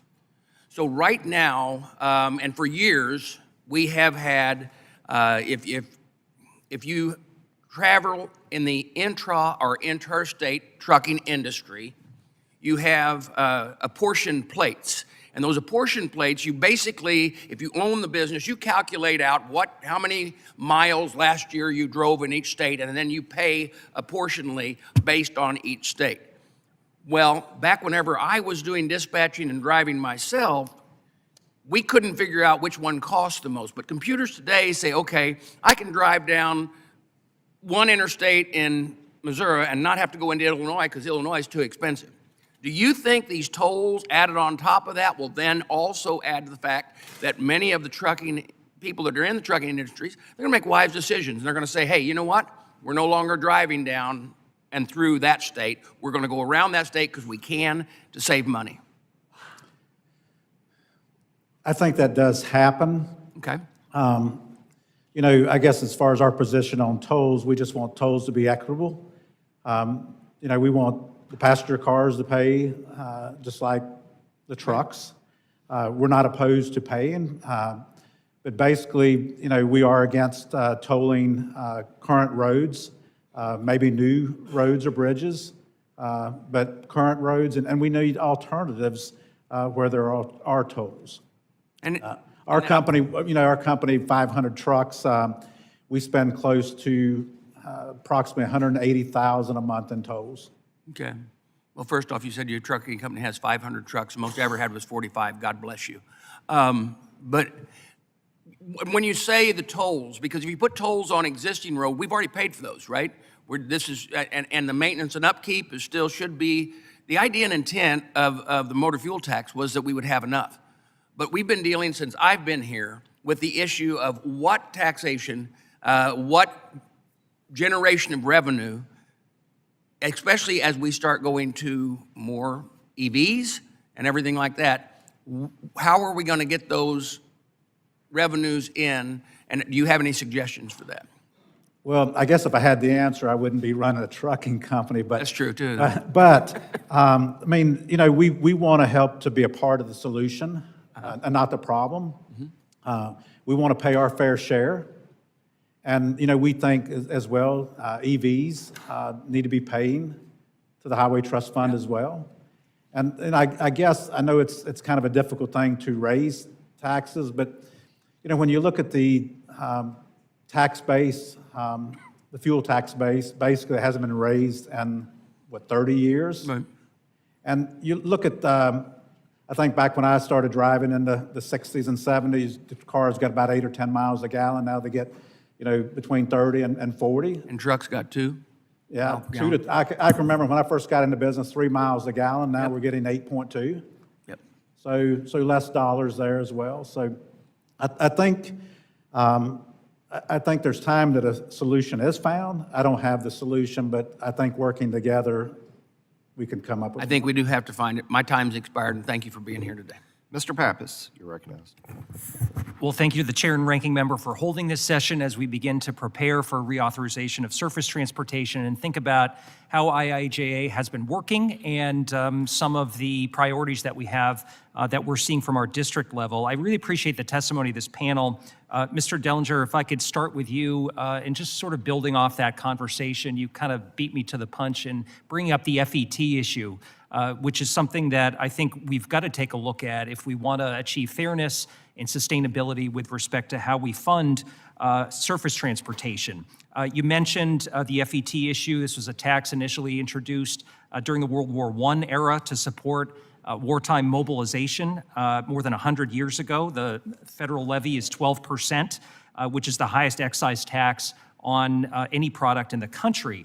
Tax is only collected when trucks are newly purchased, so there's a disincentive for the procurement of newer, more efficient models. And as you say in your testimony, a single truck manufactured in 1988 emits the same pollution as 60 trucks built today. So that's pretty amazing to consider. Along with Mr. LaMalfa, we've introduced the Modern Clean Safe Trucks Act, which will repeal the World War I era federal excise tax. Wonder if you could just speak a little bit more and underscore for the committee the importance of looking at this 12% FET, which I think sets us back with respect to us procuring newer, safer trucks, easing supply chain challenges, and working to support businesses like yours. And by the way, congratulations on 60 years in business. Thank you. From the FET, I mean, you could look at it in a lot of different ways. And I spoke earlier about, you know, for every 10 trucks we purchase, we could purchase 11 and create jobs. But other ways are when you're looking at that environmental footprint as well. If we were able to take trucks, incentivize people to buy newer trucks that have better safety systems on and eliminate some of the 2007, 2010 and earlier trucks, and actually have then a truck that is more energy efficient and produces less emissions, would be better for the economy, would be better for the environment. That's, I guess, also from a safety standpoint as well, having newest and the greatest out there. Appreciate those comments. Mr. Tymon, thank you for reflecting the state perspective here. As you know, the total amount of Highway Trust Fund dollars that can be annually committed is capped by Congress every year during the appropriations process. State DOTs receive their portion of the obligation limitation. They must use it before the end of the fiscal year or the funding will permanently lapse. Every August, to avoid losing those funds, state DOTs are given access to any anticipated unused obligation limitation beyond their initial share. So this is a kind of a wait and hurry up approach. This is always a pain point that I hear about from my state DOT, places unnecessary pressure on them and puts the needs of our constituents and the priorities at risk. So in your experience, can you talk a little bit more about the August redistribution process, how it worked this past year, what recommendations you would have for us going forward? Well, thank you for that question. And you're absolutely right. The FHWA's August redistribution process is broken. It was originally intended to distribute, you know, just a handful of dollars that were left as they approached the end of the fiscal year and provide it to state DOTs because FHWA knew that state DOTs would be able to put those dollars to use as quickly as possible within that fiscal year. This past year, August redistribution was $8.7 billion, or 14.5% of the total federal highway program. So states were asked to obligate $8.7 billion, close to 15% of the total federal highway program in just 30 days, in the last month of the fiscal year. Now, states were able to do that because they have they had a pipeline of projects that were ready to go. But we have pretty much exhausted that pipeline from state to state. And if it's not addressed legislatively, they will run into problems in obligating that, and some of that money will lapse in future years. Congress did enact, through the WRDA bill, a partial fix to that will take essentially roughly $2 billion off the table. So hopefully you see a reduction in next year's August redistribution. But there is also a fix that's pending in the Senate-passed THUD approps bill that would really help address this as well and help even drive that number further down. And we hope that the House can support the Senate position in that bill. Well, thanks for your comments. We want to continue to hear from AASHTO on that issue, and I yield back my time. Mr. Babin, you're recognized. Yes, sir. Thank you, Mr. Chairman. I want to thank the witnesses for being here as well. We really appreciate your expertise. My first question is for Mr. Dellinger. Mr. Dellinger, how does the patchwork of state-specific emissions regulations and sales mandates, such as those in California, impact trucking companies in terms of operational efficiency, compliance costs, and long-term planning? Well, the problem is we run in all 48 states, and whenever the group of states take on different rules and regulations, it becomes difficult for us to operate. I mean, we are operating on interstate highways Sure. for the most part, and we do need the help to have a federal rule, not that CARB or a group decides what we're going to do as a nation. Right. Okay. Thank you. And my next question is for you as well. I understand that cargo theft remains a significant challenge for trucking industry, impacting ATA member companies through increased costs, supply chain disruptions, safety risks. What do you see as the most pressing gaps in addressing this issue, and how can industry stakeholders and policymakers work together to enhance prevention efforts and strengthen enforcement against this cargo theft? And looking at cargo theft, for us as an organization, we took it on as a top-tier priority. Actually, last January at a meeting that took place, or actually early February, it's one of those things that in our industry, a lot of people did not discuss, did not share. So that's one of the negatives that you just didn't want to talk about, but it has become so prevalent that basically it is an issue that, you know, people are starting to recognize and have discussion. And Yes, sir. again, it's having maybe that central clearinghouse that's, you know, looking at all these thefts. I mean, we're not talking about a theft of a piece off a trailer. We're talking about the theft of an entire load. Right. You know, this was something that was, again, prevalent years ago in the tobacco industry for the finished product or maybe the electronic issue. But it's got to the point, I mean, they're even still in roll stock paper. I mean, just, I don't know if they don't know what's on the trailer and just load, you know, just pick it up and go with it. But household goods, I mean, when I say goods, I'm not speaking of household furniture. I'm speaking of toilet paper, paper towels. I mean, those are big That's commodities. desperation. Yeah. Maybe that's desperation. Well, yes. Okay, well, thank you very much. And then my next question is for Ms. Kavinoky. Yes, ma'am. I represent the Port of Houston, where Vulcan Materials does quite a bit of business, so we're very familiar with your company.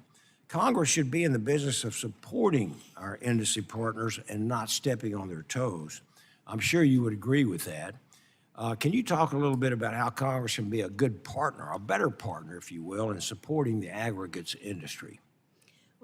We have been very fortunate to have a good partner in Congress for the aggregates industry, whether that is access to aggregates, something called the ROCKS Act that, of course, we have many of you who have supported, assistance at the local level in ensuring that there is support for quarries in the places or distribution yards, as in Houston, in the place that we need them. And of course, we have enjoyed the support of many of members of this committee as Vulcan Materials Company with our issue with Mexico and the illegal shutdown of our operations there. I think the aggregates industry overall knows, though, that the biggest priority here is that long-term, predictable, on-time transportation bill. That's the best way you can support us. Yes, ma'am. And then finally, do you have any thoughts on how Congress should be streamlining the permitting process? Permits are one of the biggest problems across the broad spectrum of our bureaucracy. And so would you like to chime in and just have a few words about how maybe we could streamline that process? Sure, and understand, and this allows me to add on, Chairman Rouser, to what I said to you. So our production and delivery is principally affected by state and local laws. But with regard to speeding transportation project delivery, we do, in addition to the full implementation of one federal decision and the analysis of federal permit agency timelines, I think there are a couple specifics to look at.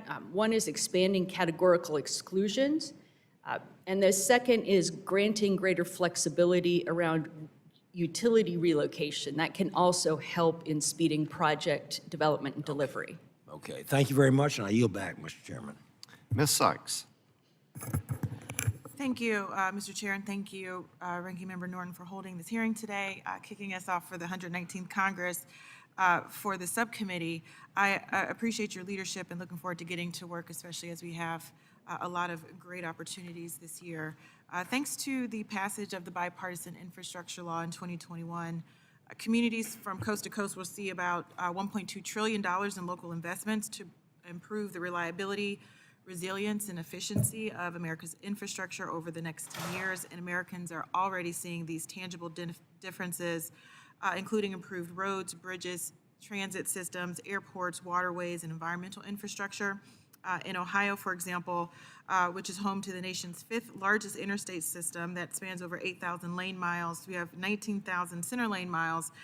The bipartisan infrastructure law is awarded 27 grants amounting to about $1.3 billion with a B funding to improve our state's roads and bridges, with more than 6.6 committed to our state, which we are very much looking forward to expending and using. And I'd like to turn your attention to Ohio's 13th district, which is where I represent. We've seen over $176 million of investments to create jobs and promote clean, green, safe, more accessible transportation for my constituents and business communities all over. But one of the things that is really important as we are discussing these investments is that they're not just play dollars that we just talk about, and as we are building, literally building our communities, and we're talking about how we're increasing our economic opportunities. I know people in my community get really frustrated when they see detours and barrels, but barrels means jobs. They mean that, I like to say each barrel means a job for someone in this community, that they're investing those resources back into Ohio 13 and across our entire state. And where we are in Ohio, you can get to about 80% of the population in a day's drive, and it just shows how important we are in the transportation network across this country. So knowing that to be the case, and talking about that job specifically, I want to turn my attention to you, Mr. Colvin, because the prevailing wage is an important part of ensuring that the folks who are working on these projects are being paid livable wages and that they can actually sustain themselves and their families. Can you talk a little bit about the members who you represent and why the prevailing wage, the Davis-Bacon standards, are so important to you in our communities?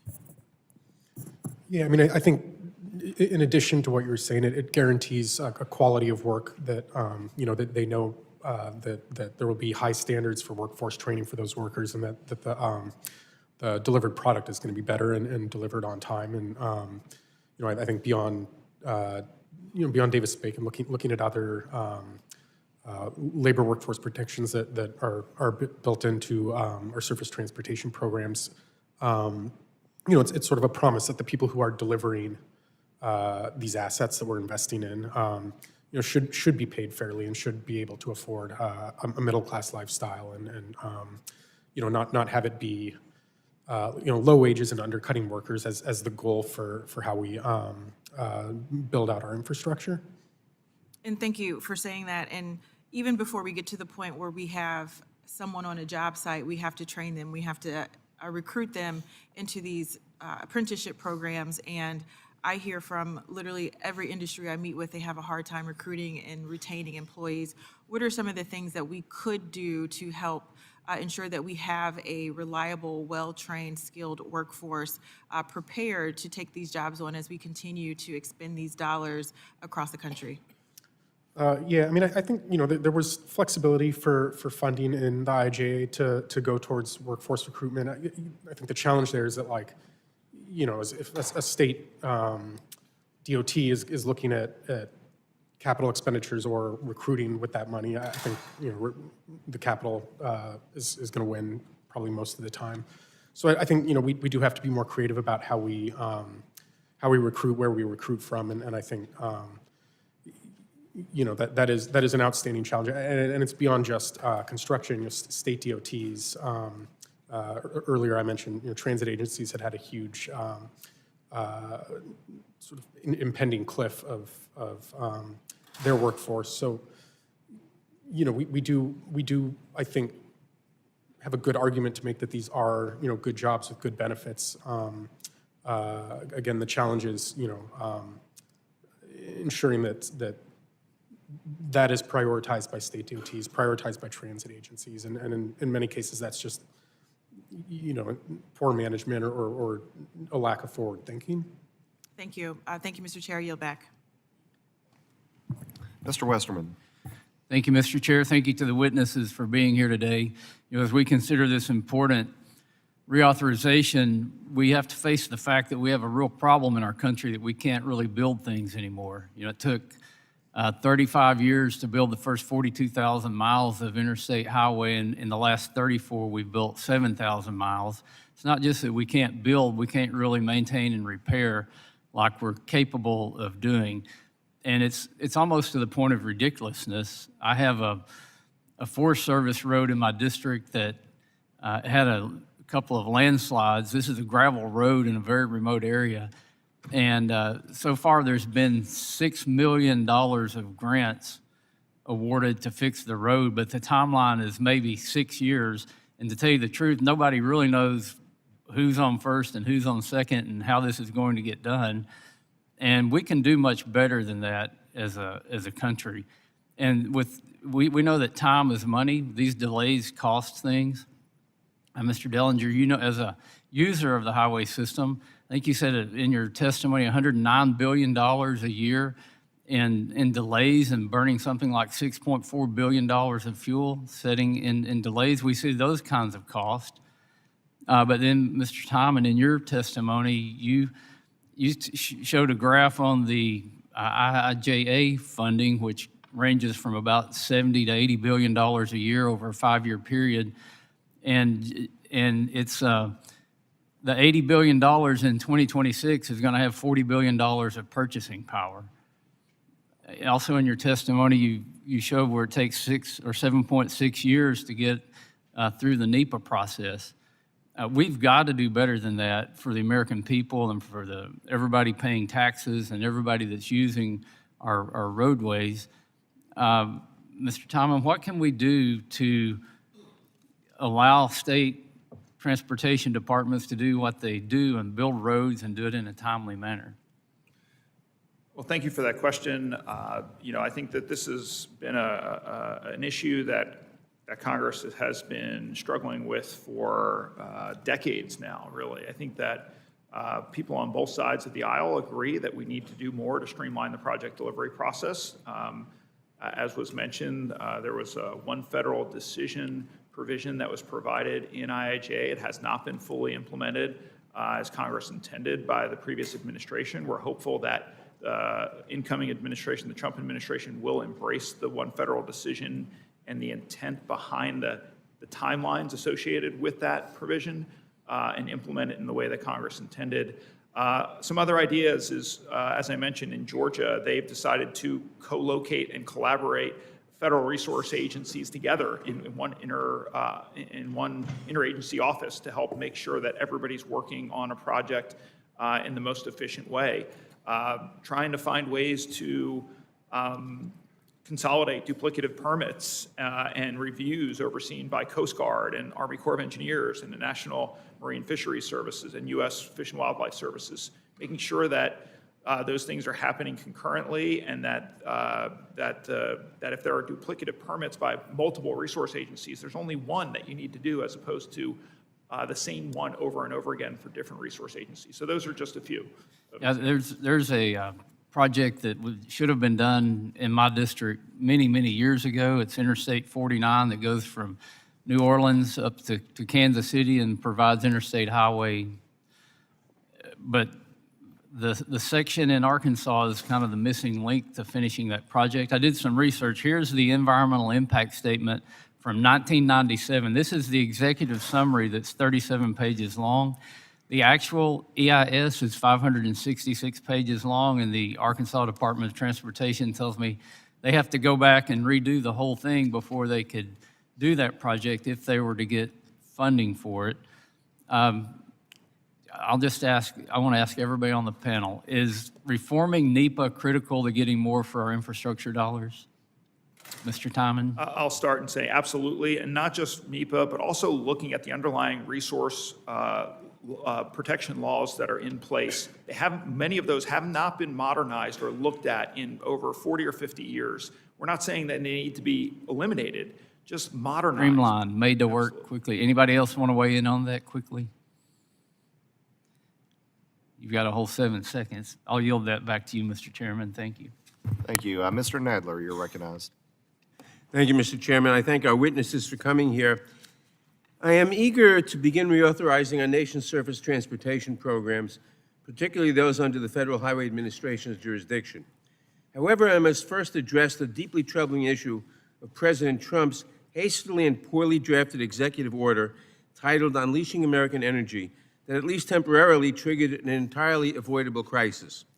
In a misguided attempt to pause funding for electric vehicle charging stations and similar programs, the order inexplicably froze a substantial portion of critical bipartisan infrastructure law funding, including FHWA resources.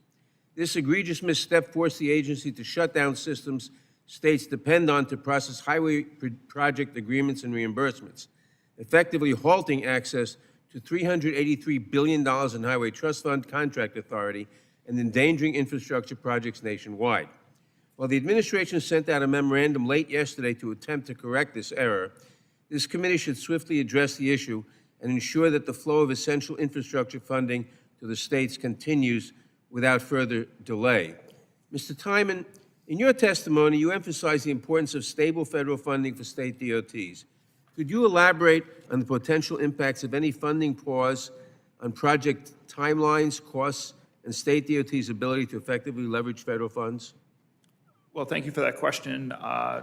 I do believe that yesterday the pause that occurred was more of a miscommunication than what the intent of the administration was, and we did work with folks at USDOT and OMB to make sure that that was quickly corrected. So our hope is that there is no hangover effect associated with that short-term pause. Do you think that that correction completely solves the problem that was caused? My hope is that it did, but before close of business yesterday, we did have assurances from USDOT that the flow of federal dollars to states for the vast majority of the programs authorized under IIJA would continue as normal. So I don't believe there was much of an impact, if any, to reimbursements for states. Thank you. Mr. Colvin, your testimony highlighted a notable increase in transit ridership through the third quarter of 2024, with cities like Milwaukee and Madison experiencing impressive growth. You also emphasized the critical role public transportation plays in driving economic prosperity and the importance of stable federal funding for sustaining transit operations. What specific actions can Congress take to ensure stable funding and mitigate the impact of political uncertainty on the implementation of vital transit projects? Well, I think guaranteeing that as much of the funding as we can has been a big change. Predictable funding is important, as important in public transit as it is in highway construction. I think there were other things that we did though in this bill that I think have been really important in driving the return to transit post-COVID. I think public safety has been a big sort of driver in terms of turning people away from transit, and I think the work that we've done to bring workers into the fold of safety planning at transit agencies, I think that's starting to pay off. I think people are seeing that it is safer, and it's, I think, 100% because we brought the voice of workers into that planning process. So I think it does go beyond just money, but certainly I think we have treated transit as sort of like a less than in this country for many years, and I think in many ways that's just because they see, some people see it as an urban issue and not sort of something that's enjoyed universally. I think something that everyone should be looking at is the success of rural transit post-COVID recovery. The rural transit, I think, has had the biggest, quickest bounce back. I feel like beyond stable funding, it is just investment in making sure that these are predictable services, that they are growing service, that people can count on it. That it is all making a difference. Thank you, Mr. Colvin. Your testimony underscored the impressive addition of 10,000 new transit workers over the past year, a remarkable recovery from the challenges faced during the height of the COVID-19 pandemic. How can Congress enhance and expand training programs in the upcoming reauthorization to equip transit workers with the skills necessary to operate and maintain advancing transit technologies safely? Well, we simply need more investment in training. I think traditionally transit has been well below in terms of total payroll invested into training, well below averages in any other industry. I think we're starting to see a change in that now, but while we did make significant investments in workforce training for new technologies, electrification, there's not sort of an across-the-board national strategy when it comes to investing in our transit workforce, and I think that needs to change. Thank you, Mr. Colvin. I yield back. Mr. Stauber. Thank you very much, Mr. Chair. I do want to speak to the comments of my good friend, Ranking Member Larson made earlier. The American people rejected the policies of the last administration in November. It is absolutely the Trump administration's prerogative to review the policies and programs of the last administration to ensure taxpayer dollars are being used effectively and responsibly. Projects like roads, bridges, and airports will certainly align with these principles. But when we talk about $7.4 billion of American taxpayer money going to build charging stations with the Buy American provisions removed, and 11 have been built in the last 3 years, that's what this administration will be reviewing. We do need to stop wasting money on many ineffective projects and reinvest in hard infrastructure that makes the American public, traveling public, make it safer and better for them. $7.4 billion, 11 charging stations. Mr. Tymon, thanks for your service. You've been around a long time, and I read your bio, and thanks for putting in the time. I appreciate that. In 2007, the I-35 bridge collapsed in downtown Minneapolis. Can anybody tell me how long it took to replace that bridge? It's 10 lanes right now. 13 months, okay? So my colleague from Arkansas, Bruce Westerman, talked about the NEPA process. That bridge went down. We needed safe transportation across the river. In 13 months, the federal government and the state of Minnesota got it done. The NEPA process, Mr. Tymon, the NEPA process you had mentioned earlier is slow, and we know that historically, if that I-35 bridge went through the process, it would be 8 to 10 years before it was built. When you delay projects, Mr. Tymon, would you say that cost the taxpayers money? Every year there is a delay, absolutely. There is an increase in the cost of the project. So you take my home state of Minnesota. When freeze-up happens, it's hard to build in December. You can't. So it stops December, and it doesn't come, you can't start building till the May, the road restrictions are off. So we've lost 5+ months already. Every delay of NEPA, the redundancy, the duplication of federal resources and state resources. I think the states do a very good job of making sure that the laws are followed and the environment is taken care of. When you have two processes following each other, one can get snagged up and stop projects for many years. Would you agree with that? I would, and I would say that I was a staffer for this committee in 2007 when the I-35W bridge collapsed. Mr. Oberstar was I believe, the chair of the committee at that point, and or as a ranking member. And you are absolutely right. It was rebuilt in an expedited fashion. It would be great to see projects like that rebuilt or built at the same timeline when there isn't the urgency of an emergency that we see time and time again, whether it's I-85 in Atlanta, I-95 in Connecticut earlier this year, I-95 in Philadelphia a couple of years ago. We were able to rebuild those facilities extremely quickly because there was an urgency around an emergency. It would be great to see that urgency around regular projects as well. Our NEPA process, in my opinion, needs to be changed to reflect the speed that we need to develop without changing the laws or the environmental protections or the labor standards. And I think that permitting, when we talk about permitting reform, these are projects that are going to save the American taxpayer.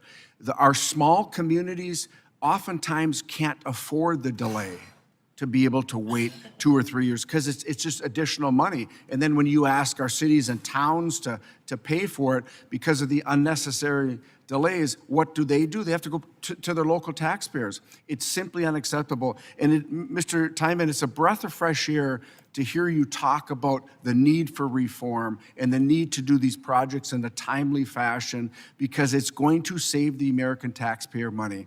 And Mr. Chair, I yield back. Ms. McDonald-Rivet, you're recognized. Thank you, Mr. Chair. My question is for Ms. Kavinoky, if I'm pronouncing that correctly. Yes, you did. For context, I want to tell you that I represent a district in Michigan. We're right here in the middle, and have significant rural communities. We have rural roads, county roads, many of them dirt roads. I appreciate the reference to that. But we know with the severe weather events that are increasing around our road maintenance costs across Michigan, considering the IIJ's limitations in addressing inflation and rising construction costs, which I hear about all the time, what reforms to federal funding programs would you suggest are needed to help rural communities like the ones in my district compete for these federal funds and afford the necessary upgrades? So as we have tried to fix our roads in Michigan, what we have seen across my district is the roads are just continuing to disintegrate, and wanting to be able to have our communities have a fair shot at some of these federal fundings. Do you have suggestions?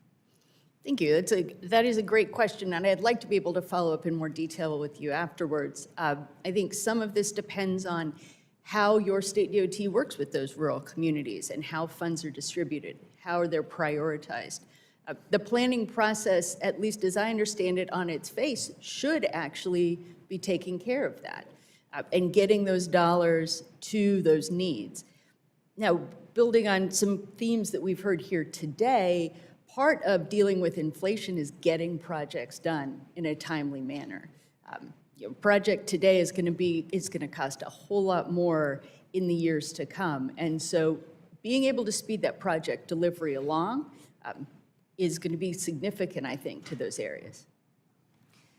Completely agree. But as we think about, and what we have seen historically is, as construction costs go up and dollars don't go as far, we end up seeing, and Mr. Tymon, perhaps you can respond to this as well, that the communities like the ones in my district are left behind as larger municipalities get dollars to, and more populated areas of the state get those dollars, right? So we never seem to get to the front of the line, and I'm wondering what safeguards can be put in place. So I do think that both the metropolitan planning and the statewide planning process are meant to address the needs of communities across the entire state, including rural areas. But you're absolutely right that there are certain instances where, say, a project has been planned to move forward, the cost, and even if there was funding identified for it, either at the local level or at the state level, and then it takes 2 or 3 years longer to do that project, well, the cost is increased from what the original estimate is. And oftentimes that means that the local community is left holding the bag and trying to have to make up the difference. So I know that state DOTs across the country are struggling with that. I know that even discretionary grant recipients under the IIJA who put in an application for, say, one of those programs 2 or 3 years ago, assuming that the cost is a certain amount, well, when they finally get that grant and sign an agreement 2 or 3 years later, the cost may have increased 20 or 30%. And maybe they've been successful in getting the federal grant, but now they have to make up that difference of the increase of 20 or 30%. And that's hard to do for localities who don't have necessarily a revenue source that's available to dedicate to that cost increase. I think you're exactly right. I live in a community, represent a community that was responsible for the repair of 2 bridges that just disintegrated at a rate that wasn't keeping time with the funding that was coming, and ended up with repair costs that were more than 4 times their entire annual budgets, right? This is something that we hear all across my district. Thank you very much. I yield the rest of my time. Mr. Johnson is now recognized. Thank you very much. Clearly, when we're talking about the surface transportation bill, it's a good reminder about the interconnectedness of these assets. We're not talking about 50 different state systems. We're really talking about one national system. That's what can be a little frustrating about the donor-donee conversations sometimes we have. The idea that some states are subsidizing others. I mean, the reality is that when you look at the South Dakota truck traffic, 60% of it neither originates nor terminates in South Dakota. This is really about one country making sure that we can access national and global markets. But it's not just about the money. It's also about sometimes regulatory roadblocks that we have in place that make it harder for people to be able to get goods delivered. And so, Mr. Dellinger, as I shift to you, and I'm thinking about some of those really safe drivers we have who might be younger than 21, Congress has, in a couple of instances in recent years, had pilot projects where we want to try to make it easier for those young drivers to move from one state to the other. We know that 49 states and the District of Columbia allow CDLs for people who are younger than 21, and yet we don't allow nationally, outside of pilot programs, for younger drivers to be able to cross state lines. Mr. Dellinger, teach us a little bit. Is there any evidence that suggests an otherwise safe 20-year-old driver shouldn't be able to cross state lines and have that CDL be effective? Well, as you mentioned, 49 states do recognize intra-state driving for under 21. You know, I mentioned earlier that the pilot program was a bit flawed to begin with, and it got a late start, and a lot of carriers did not jump on board because of the confusion that existed early on. That program sunsets in November this year. And so basically, you know, we do need something to be more on a permanent basis. And I think the Drive Safe Act that maybe was introduced in the 118th may need to be reintroduced and looked at as well. So, but I think, you know, looking at the current program, there were not a lot of participants. I think it allowed for 3,000. I think it was maybe 3 dozen in the program. So definitely needs to be relooked at more on a permanent, not just a pilot program. Well, and you'll correct me if I'm wrong, but my understanding is that the data we have with these drivers at the state level, again, they're able to drive in 49 states in the district, is that these can be really safe drivers. They don't create some sort of wildly disproportionate impact on surface transportation safety. Is that your understanding as well? Yes, and you know, when we look at our industry, we're typically bringing people in that are second and third careers. And if we were able to bring someone in and be their first career and train them in a safe manner where before they got habits that were not conducive to our industry. So.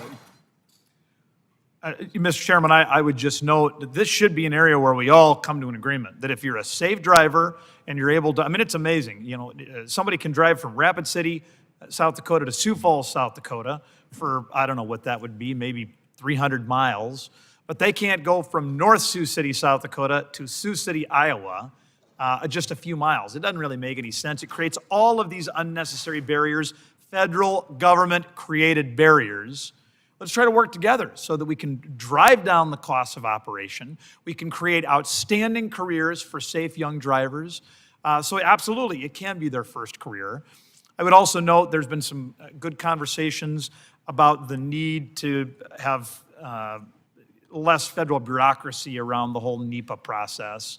I would call the committee's attention again to my interactive, basically an e-NEPA, that we would have a cloud-based system that would make it much easier for these agencies to hand off their various parts of the review. Our antiquated analog NEPA process slows down siting and permitting.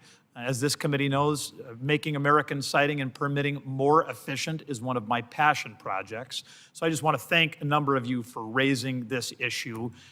Listen, let's pass Dusty's bill and then everything will be fixed. Thanks much. I yield back. Thank you. Ms. Freedom from California is now recognized. Thank you, Chair Rouser and Ranking Member Norton. I'm really honored to be a part of this committee, and I look forward to working together with everybody on the smart investments that we need. As a former chair of the Transportation Committee in the California Legislature, I'm also very much looking forward to learning from each and every one of you. I do represent Los Angeles, which, as you all know, has been devastated over the last couple of weeks by wildfires. That's really permeating all of my thoughts right now, including how I think about transportation and the work of this committee. Those fires have taken at least 27 lives. They've destroyed over 15,000 structures, many of them primary homes for our families. And my thoughts, and I'm sure many of our thoughts, are with the people of Los Angeles right now. Over 60,000 people have applied for FEMA assistance at this point, and close to 200,000 people have been under evacuation orders, mandatory evacuation orders. And as we move into recovery, I think we all know that that recovery has to be very thoughtful. And one thing I'd like to just draw attention to is that when we think about transportation, I think many of us think about it in just the terms of transportation, roads and transit and bridges. But I also want to point out that I have thought for many years, and a lot of my work in the legislature in California has centered around the fact that transportation is also very linked, particularly in our urban areas, to building housing and to being able to build the housing that we need. If we don't fix transportation, you can't get people around their communities. Neighborhoods don't want to allow new residents in because they're worried about the impacts of parking and congestion is always top of people's minds in Los Angeles. And now as we're having to rebuild, we need to think about transportation as part of that recovery effort. It's even more important that we do this in a way that allows us to build not just the housing that we need for people who are displaced, but also the housing that we needed to build even prior to these disasters because of overcrowding and homelessness and housing shortage that we have felt very deeply in California. So first, I'd like to ask a question to Mr. Tymon, and I really appreciate all of the witnesses for being here today, and even despite the snowstorm. The bipartisan infrastructure law created several new formula programs, including the Promoting Resilient Operations for Transformative, Efficient, and Cost-Saving Transportation, which just happens to work out to be the project program. Amazing how that worked out. To help make surface transportation more resilient to natural hazards, including extreme weather events like we saw in Los Angeles.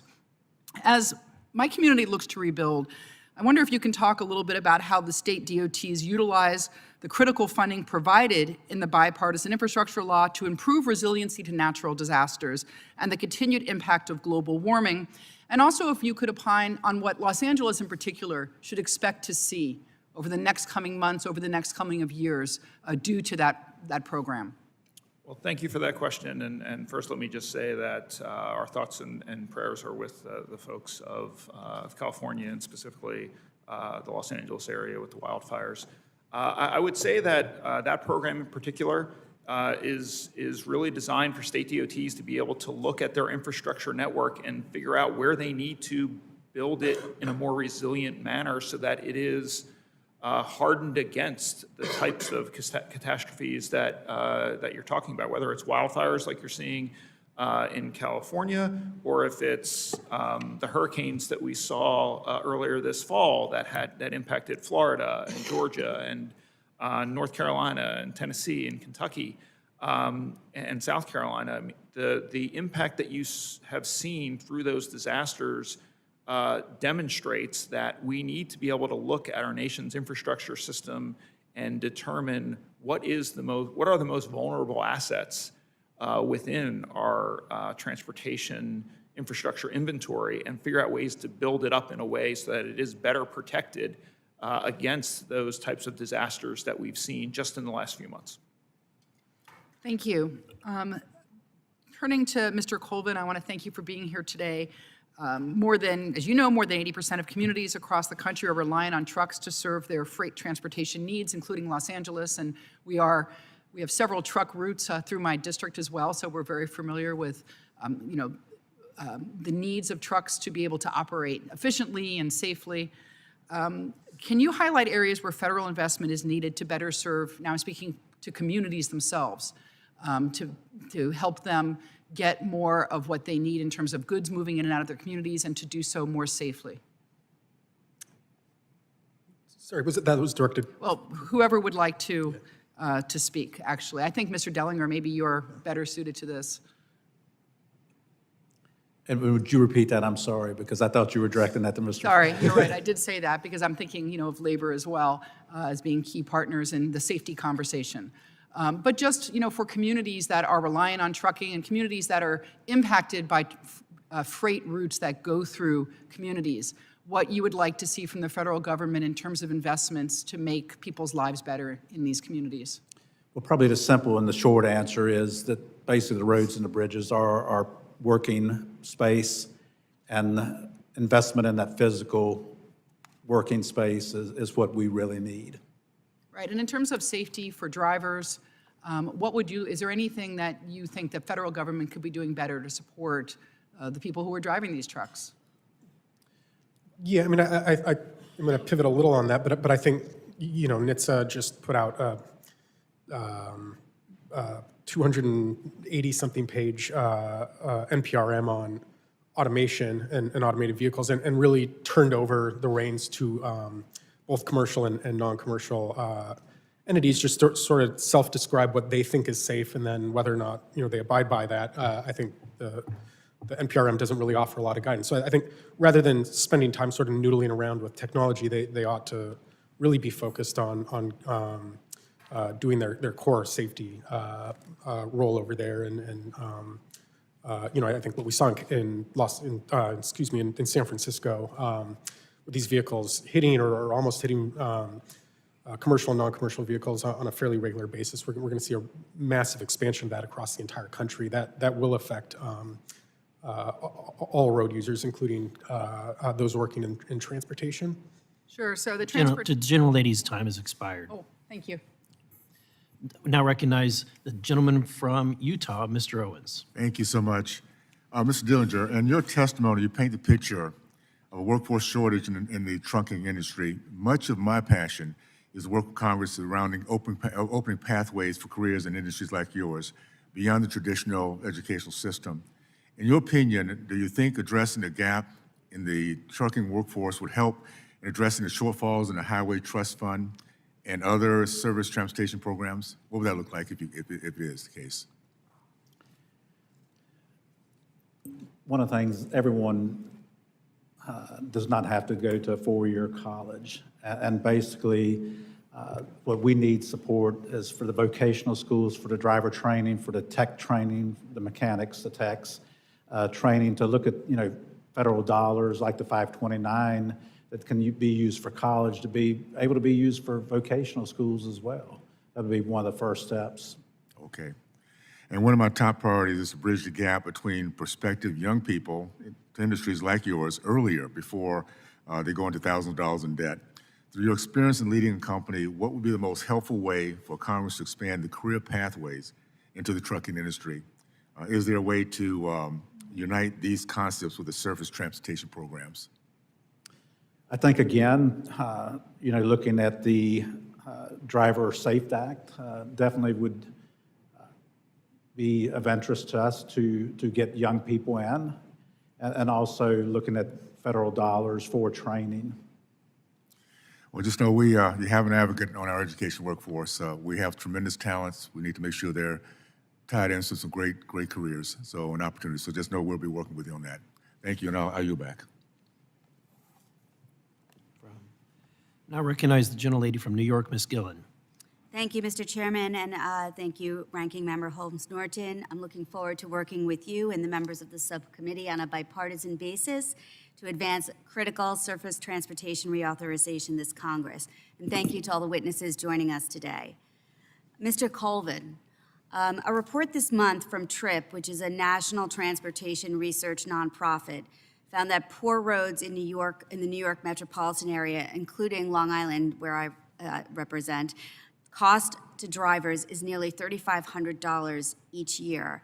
Mr. Chairman, I ask unanimous consent to submit a copy of the TRIP report and an article in our local paper, Newsday, into the record. Without objection. Mr. Colvin, even with critical investments from the bipartisan infrastructure law, too many of our roads, up to 30% in the New York metropolitan area, remain in poor condition, harming my constituents and our economy. What are some of the ways that you believe Congress can ensure the upcoming surface transportation bill goes further towards improving our roads and reducing our costs for drivers? I think a lot of it is just a question of resources. I think there was a comment made at the outset of the hearing that, it's sort of not an endless checkbook, but I think, the this is not money that we are putting into reams of paper. These are actual investments that have demonstrable returns, and I think we ought to treat it like that. So if it requires that we spend more money, we should spend more money. It is an investment in this country, and we ought to be focused on that. Thank you. Mr. Dellinger, what is the estimated annual impact on the trucking industry of our unsafe roads and highways? And if you could break down some of those costs, that would be helpful. Thank you. Would you repeat that? Sure. What is the estimated annual impact on the trucking industry of our unsafe roads and highways? And if you could break that down a little bit, be helpful. Basically, I mean, congestion is probably the biggest cost that we see. And not only affects our industry, but affects the motoring public out there as well. And basically, in my written statement, we estimated close to $109 billion a year. And I did mention earlier, which is equivalent to 435,000 drivers sitting idle for 1 year. Mm-hmm. So a big cost. And how do you think we can alleviate that cost?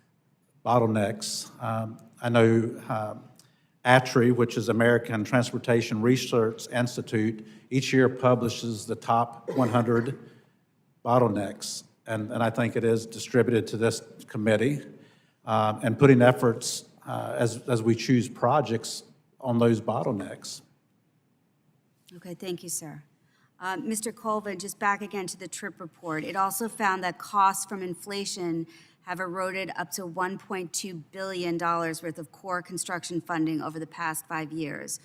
Would you agree that Congress needs to increase, I think you already actually answered this, the overall funding for our highway programs to help account for the increased cost of materials and labor? Yeah, I mean, absolutely. And one thing I would also encourage is, people talk about the IIJA as a trillion plus program, the amount of money that actually went towards the surface transportation reauthorization portion of that. It wasn't, it was significant, but I think we need to spend the amount of money that it takes to keep our systems in a state of good repair and to keep up with demand on them. So yeah, absolutely. Thank you. I yield back. Thank you. The chair, I now recognize myself for 5 minutes. Mr. Tymon, according to the latest American Society of Civil Engineers, they had a report card that the nation's overall infrastructure grade was a C, actually a C minus. Do you believe that this accurately reflects the state of our infrastructure today? I think that assessment is a good approximation of the totality of the infrastructure network. Can you shed light on why you think that? Well, I think that we've been underinvesting in our nation's transportation infrastructure for a number of years. The federal government only with IIJA really kind of stepped up their investment. When you look at the last 5 or 6 federal surface transportation bills, they have not seen a level of investment that is consistent with what the needs are out there within our nation. So, going all the way back to maybe ICE-T and T21, you saw fairly significant increases. Safety-Lou, smaller percentage increase, MAP 21, smaller percentage, the FAST Act. And then this last bill did provide a significant increase in investment of our nation's infrastructure. But I would say that what we've said is kind of the bread and butter of the surface transportation programs are the highway formula dollars that go back to states. They only saw about a 20% increase in IIJA. And that 20% increase was eaten up almost entirely by the cost of inflation. So when IIJA was passed, a lot of states thought they'd be able to ramp up the number of projects they'd be able to do. But inflation pretty much ate up that entire increase, and they were lucky to not have to pull back on other projects that they had planned. So they were lucky to be able to just continue with kind of the baseline with that 20% increase because of inflation. I know in my own state of Missouri, I-44 is heavily overused and desperately needs expansion. And my question is there a way that we can get more bang out of our buck, right? Get more out of the dollars that we're spending? And so in your testimony, you said that the federal government tends to be more expensive compared to each non-federal dollar that's because of the regulations of permitting. Could you expand on what you mean when you say each federal dollar is more expensive? Sure. So first, I would say that Missouri has done an excellent job over the last 10 years of increasing revenue at the state level in order to be able to provide state resources to try to address some of the challenges that they have seen. But really, at the end of the day, state dollars are easier to utilize on these projects than federal dollars because of all the bureaucratic red tape that goes along with them. You have states such as Utah that say that they're only going to use federal dollars on the simplest and easiest of projects, essentially only to do repaving, because they don't want to get into the federal requirements that are associated with using federal dollars on more complex projects. So states are making that value proposition themselves and saying state dollars are easier to use on the more complex projects, so we're going to use state dollars. If we make the federal process more similar to what we see in most states and make it a lot simpler and easier, you will get more bang for your federal dollar that way, the same way that a lot of states get more bang for their state dollars than they get for their federal dollars. Thank you very much. Mr. Dellinger, you cite in your testimony that the driver shortage is currently one of the greatest challenges in the trucking industry. It's facing 60,000 drivers shortage just in 2023. Can you expand on the current state of the driver shortage and the impact on getting products shipped, which is the American people, what the American people need? Well, currently, we've had a little leveling in that due to the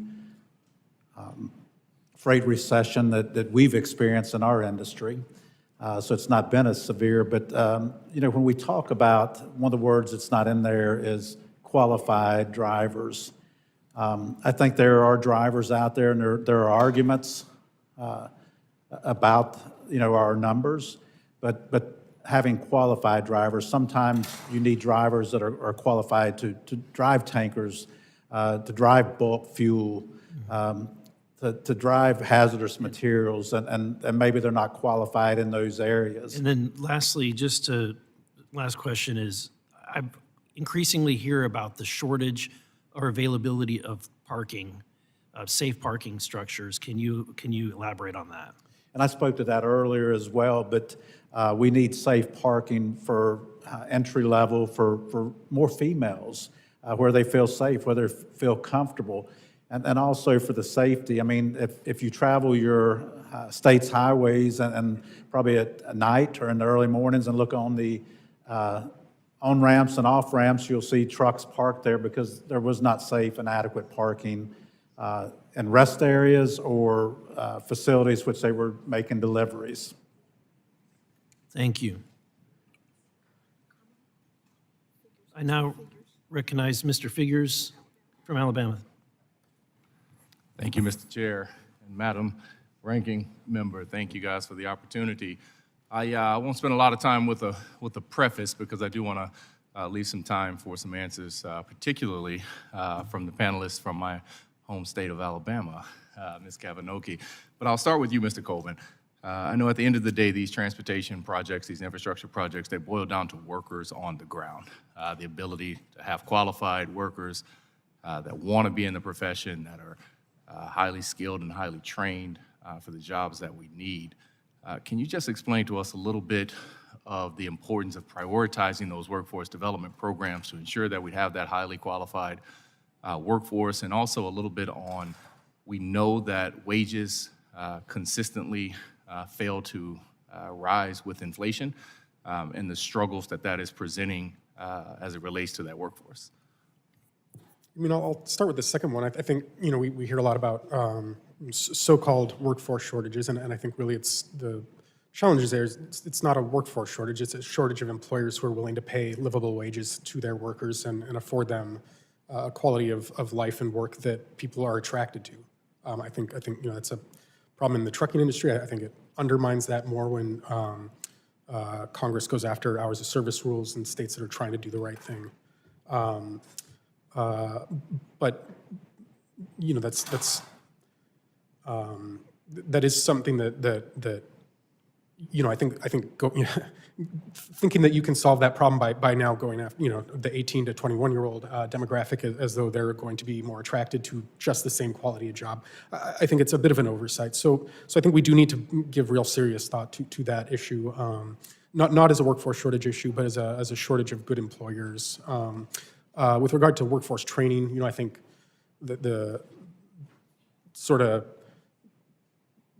the benefit that we all enjoyed of massive increases in funding from the IIJA, it does create a problem that you're suddenly increasing spending by a huge amount, and you do need to prepare a workforce for that. So, to the extent that there's a gap there, I think the best thing we can do going forward is keep sustained higher levels of spending to meet the actual demand on our systems and have a predictable pipeline of workers as well. And Ms. Kavinoky, you, or Vulcan rather, is currently in the midst of a very somewhat unique, but certainly sincere dispute with the Mexican government that is having a direct impact on transportation and infrastructure projects here in the United States. Can you give us a little bit more context, educate some of us who don't know about this issue, and sort of update those of us who are aware of this issue on what's going on there? Sure, thank you, and thank you for the opportunity to do that because it really brings together multiple issues related to surface transportation. Rock only is where rock is, right? So there are a lot of areas of this country, coastally, all up the West Coast, across the Gulf Coast, where there's no indigenous rock to quarry. You got to get the rock there somehow. The most efficient way to do that, the most cost-effective way to do that is by blue water vessel. Otherwise, you've got to put it on rail, move it longer distances. So in 1986, Vulcan embarked on a project in Playa del Carmen, Mexico, which was then a fishing village with no telephones, no roads, no infrastructure, to create a limestone quarry that would supply now 14 ports that stretch from Texas up into South Carolina. And we really appreciate that this committee and others saw fit to create the exemption in Buy America for aggregates and cementitious materials for that. That was the critical reason for that exemption. You just can't get rock where it doesn't exist. Unfortunately, we have been embroiled in an issue directly with the Mexican government. The former president of Mexico directly ordered the shutdown of our operations in May of 2022. We still have 250 employees, Mexican nationals who we are paying, but we are not operating. Then, as he was on his way out the door, President López Obrador expropriated our property. And the new administration has doubled down on that expropriation. They have claimed that they're turning it into what they call a naturally protected area. To be clear, the only thing prohibited in this naturally protected area is quarrying and export through the only deep water port in the Yucatan Peninsula which we built, developed, and operated. So we have issues related to national security, we have issues related to the supply of materials in the Gulf Coast, and certainly significant issues related to the treatment of U.S. companies investing abroad. Thank you. Thank you. The chair now recognizes the gentleman from North Carolina, Mr. McDowell.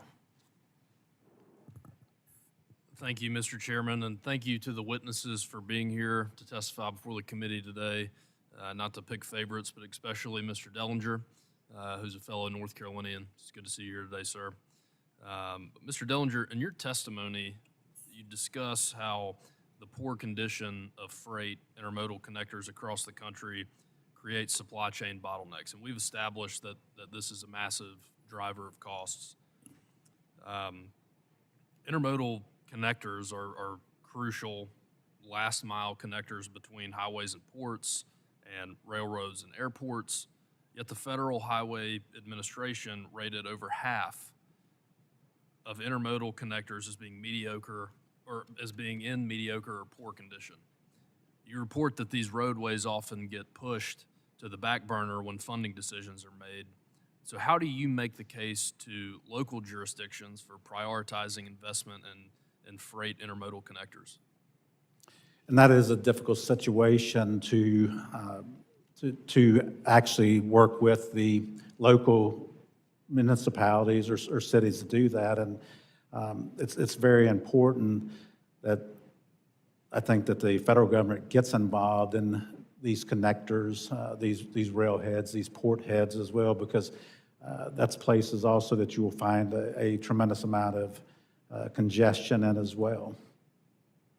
So why do you think that it's important to specifically set aside funding for these types of projects? For the flow of traffic, for the flow of commerce as well. So. Oh, yeah. So one of the surprising statistics in your testimony was the highway congestion added over $100 billion to the cost of freight transportation in 2022 alone due to idling trucks and slower traffic speeds. And it follows that highway capacity improvements could reduce traffic jams and lower the operational cost to the trucking industry.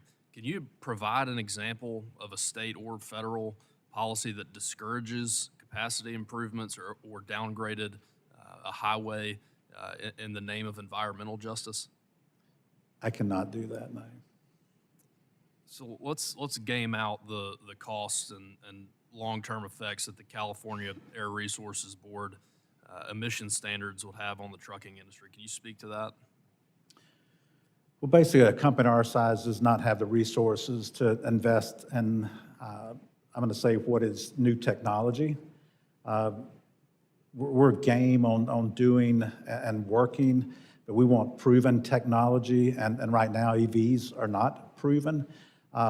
Basically, we're in the long-haul business. We run from North Carolina to California, and the infrastructure is not there. And, we can fuel a truck in 15, 20 minutes and run 1,200, 1,500 miles. Whereas now, if you even had the network to do it and had to charge overnight to run 200 or 300 miles, what kind of disruption would that bring to the economy, the commerce as well? Sure. Mr. Chairman, I yield back. Thank you. The chair now recognizes the gentleman from California, Mr. Carbajal. Thank you, Mr. Chairman. Mr. Dellinger, what role do sustainable fuels such as renewable diesel and renewable natural gas play in reducing emissions in the near term, and how can Congress support their adoption? Well, basically, those are proven solutions in our industry with the combustible engines to be able to use renewable energies. And basically, they are cleaner. And right now, as I mentioned, that the EVs are technology that we're not there.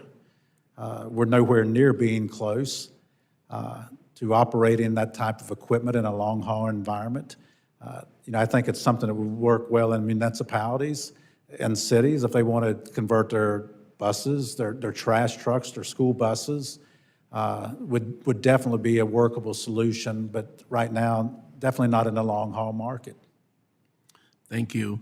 The recent floods in the Southeast and fires in California demonstrate the critical need for trucks to respond quickly to disasters, whether to clear roadways for emergency equipment or to transport water to fight forest fires. Congress authorized states to issue overweight permits for trucks responding to disasters, but I understand that the trucking industry faces significant bureaucratic hurdles. Can you tell me what we can do to improve the system? Well, our industry is one of the first to respond, to haul water, to haul food, to haul equipment necessary to clear out. I think supporting the MOVE Act, the 118th Congress had in place, maybe introducing it as well in the 119th, which allows the governors to issue permits actually before a natural disaster is called, and actually looking beyond, what qualifies for a disaster, and as well, maybe even the time of the event. Thank you. Mr. Tymon, can you comment about the importance of maintaining permit requirements for overweight trucks? Thank you for that question, Congressman. I do think that there is a balance that needs to be struck when it comes to overweight vehicles, especially in times of need or emergency, making sure that there are opportunities for trucks to be able to respond to specific situations from an emergency standpoint. But that also needs to be balanced with the ability to preserve and maintain our nation's highway infrastructure. So when you're looking at the potential damage that overweight vehicles do to bridges and roadway pavement, we need to make sure that there's a balance there. But certainly when it comes to permitting overweight vehicles, we're working to identify ways to streamline that process for interstate travel to make sure that permits that are issued by multiple states can be done in a more coordinated fashion so that it is more efficient for somebody with an overweight load traveling from, say, California all the way to New York, that we're looking for ways to streamline that process to obtain all of the permits for the individual states along that route. Thank you. Ms. Kavinoky, can you explain why we need to maintain the Build America, Buy America Act exclusions for aggregate materials? Sure. Giving you a softball. Well, thank you. I really appreciate that. And I think it comes right back to, God put rocks where God put rocks. And so there are about 30 million tons of rock that not just Vulcan Materials, but other companies bring into the U.S. from Canada and Caribbean nations every year to supplement and to provide for infrastructure. It's particularly important from Texas across to Florida and up to South Carolina, but we also do this in California. We have a terminal in Long Beach where we bring rock in from Canada. So it's a way to do it cost effectively and efficiently. It's a way to it's a way to address environmental issues, but it's really critical to the supply of rock in the United States, and we appreciate that exemption very much. Thank you. Ms. Kavinoky, is the federal aid highway program designed around multi-year apportion funding? And what provisions in Title 23 depend on states having multi-year funding? There's a tremendous amount of Title 23 that states are required to look on a year-over-year basis. For example, states have multi-year planning requirements. Even sometimes the simplest projects are going to take multiple years to get done. So the very nature of what is essentially a capital program requires that backdoor capital budget with contract authority in that multi-year program. Thank you. Mr. Chair, I yield back. I'm out of time. Mr. Taylor from Ohio. Thank you, Chairman Burleson and Ranking Member Norton for holding this hearing today, and thank you to our... Pull that microphone a little closer to you, or it may not be on. It's lit up. Is it working? There you go. Okay, sorry about that. Thank you, Chairman Burleson and Ranking Member Norton for holding this hearing today, and thank you to the witnesses for your testimony. As a third-generation business owner in the concrete industry, I know firsthand how important it is that our highways, roads, and bridges across the United States are safe for commuters, citizens, and businesses. With the upcoming Surface Transportation Reauthorization Bill, I want to ensure that we are passing common sense legislation that will fix our roads, ensure safety, and help the United States economy grow. Mr. Tymon, in your testimony, I was interested to read about Georgia's initiatives that ensured that electrical vehicles paid their fair share into the Highway Trust Fund. Specifically, you mentioned enacting an annual electric vehicle registration fee, establishing a heavy vehicle impact fee, and a kilowatt-hour fee for public electric vehicle charging. With 90% of total federal highway programs coming from the Highway Trust Fund, I find it absurd that those who choose to drive electric vehicles are not helping pay for the maintenance and upkeep on the roads that we all drive on, even as electric vehicles cause more wear and tear on our roads than gasoline and diesel-powered vehicles. Mr. Tymon, if Congress enacted Georgia's initiative on the federal level, would this help alleviate the Highway Trust Fund solvency issue? Well, thank you for that question, Congressman. I appreciate you pointing out what Georgia has done. And again, if Commissioner McMurray were here, he would, I think, be able to talk about the impact that it has had on revenue in Georgia specifically. Certainly, as electric vehicles grow as a percentage of the fleet in the future, we're going to need to find a way to have them pay into the system from a user fee standpoint. Right now, the Highway Trust Fund is supported primarily by the gas tax, which is a proxy for use on our nation's transportation system. And because electric vehicles do not obviously consume gas, they're not paying in. So I think there are a lot of states across the country that have enacted some type of a fee in order to approximate use of the system for electric vehicles. And I do think it's something that Congress should take a look at as they look at reauthorization for the next year, how electric vehicles could pay into the federal Highway Trust Fund. Thank you. Mr. Tymon, thank you for including in your testimony that it could cost up to $200,000 for local governments to develop a discretionary grant application. It's a very significant issue in my district. Most local cities and municipalities cannot spare $200,000 on a chance to receive federal funds to repair failing bridges, potholes, or even repaving a road that has become undrivable. Even worse, according to your testimony, it took the city of Athens, Georgia, 2 years to receive funding after it was awarded to them. 2 years is unacceptable to rural communities who drastically need funding to repair or build infrastructure. I'll open this question up to the whole panel. What specific actions need to be taken by Congress to ensure awardees receive their funds in under a year, especially our rural communities that cannot afford a full-time grant writer? Well, I do think that one way to do that is to streamline the process at the federal level. Right now, as you mentioned, there's just a lot of bureaucratic red tape that happens at USDOT and FHWA to provide that funding and get a grant agreement, especially with a locality.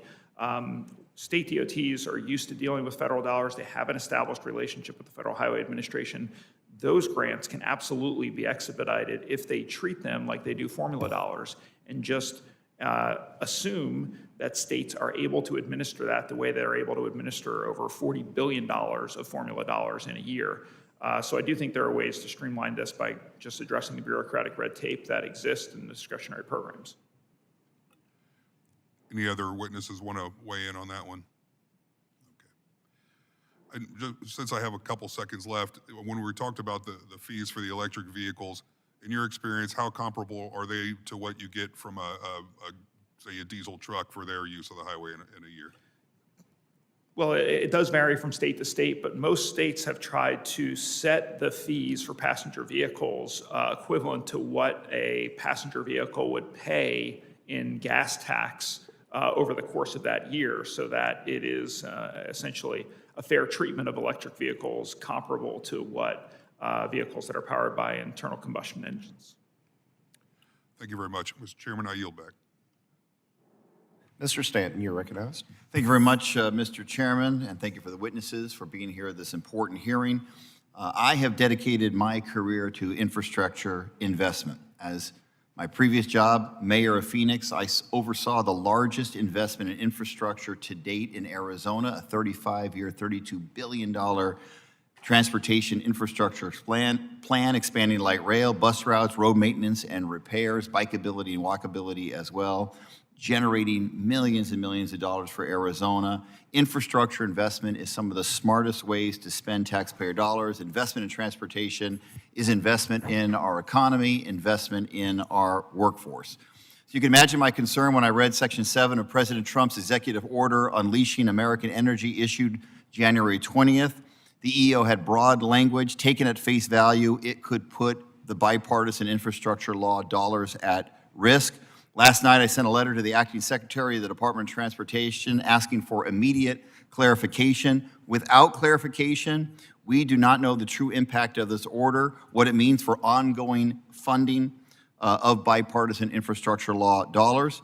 I saw this morning the White House put out a memorandum to clarify that the agency, quote, heads may disperse funds as they deem necessary after consulting with the Office of Management and Budget. That provided some clarification, but not enough. Too much ambiguity, too much uncertainty around disbursement of these dollars that this Congress voted for in a bipartisan way. And that uncertainty, that ambiguity is unacceptable to the people on this committee, and it's unacceptable to the American people. Right now, back home in Arizona, construction crews are working to widen I-10 south of Phoenix with the promise of $95 million in federal funding. This project was a bipartisan priority. Business leaders, elected officials at all levels of government, rural, urban, tribal leaders, all coming together to push us over the finish line. If the executive order is not further clarified to make it clear, this puts billions of dollars in materials and labor at risk. These investments are important. It's important to upgrade Arizona's airports, water infrastructure, roads and bridges, railways, and more. Things that this very committee has worked on in a bipartisan way, and I am hopeful, and we should demand in a bipartisan way, that more information and more clarity comes out today. Now I'll move on to a couple questions. As we look to our infrastructure future and advancing the next surface transportation bill, a lot of attention will be placed on sustainable building materials. This is a topic that I have spent time on in Congress to ensure that we have the resources available to build infrastructure in a more sustainable and resilient way. In fact, the ROCKS Act that was folded into the bipartisan infrastructure law specifically directs a working group in the Federal Highway Administration to study and use aggregates and recommended practices and policies to ensure continued access to this important resource for growing communities. Vulcan is one of our largest material providers in Arizona and will have a key role in delivering this future. Ms. Kavinoky, could you describe some of the efforts underway by Vulcan and the aggregates industry to deliver sustainable materials to market? Certainly. Sustainability for Vulcan has long been a part of what we do. When you operate in people's backyards, you've got to do it well. And so our commitments to people, safety and health, communities, environmental stewardship are built into everything we do. And that's reflected in our products.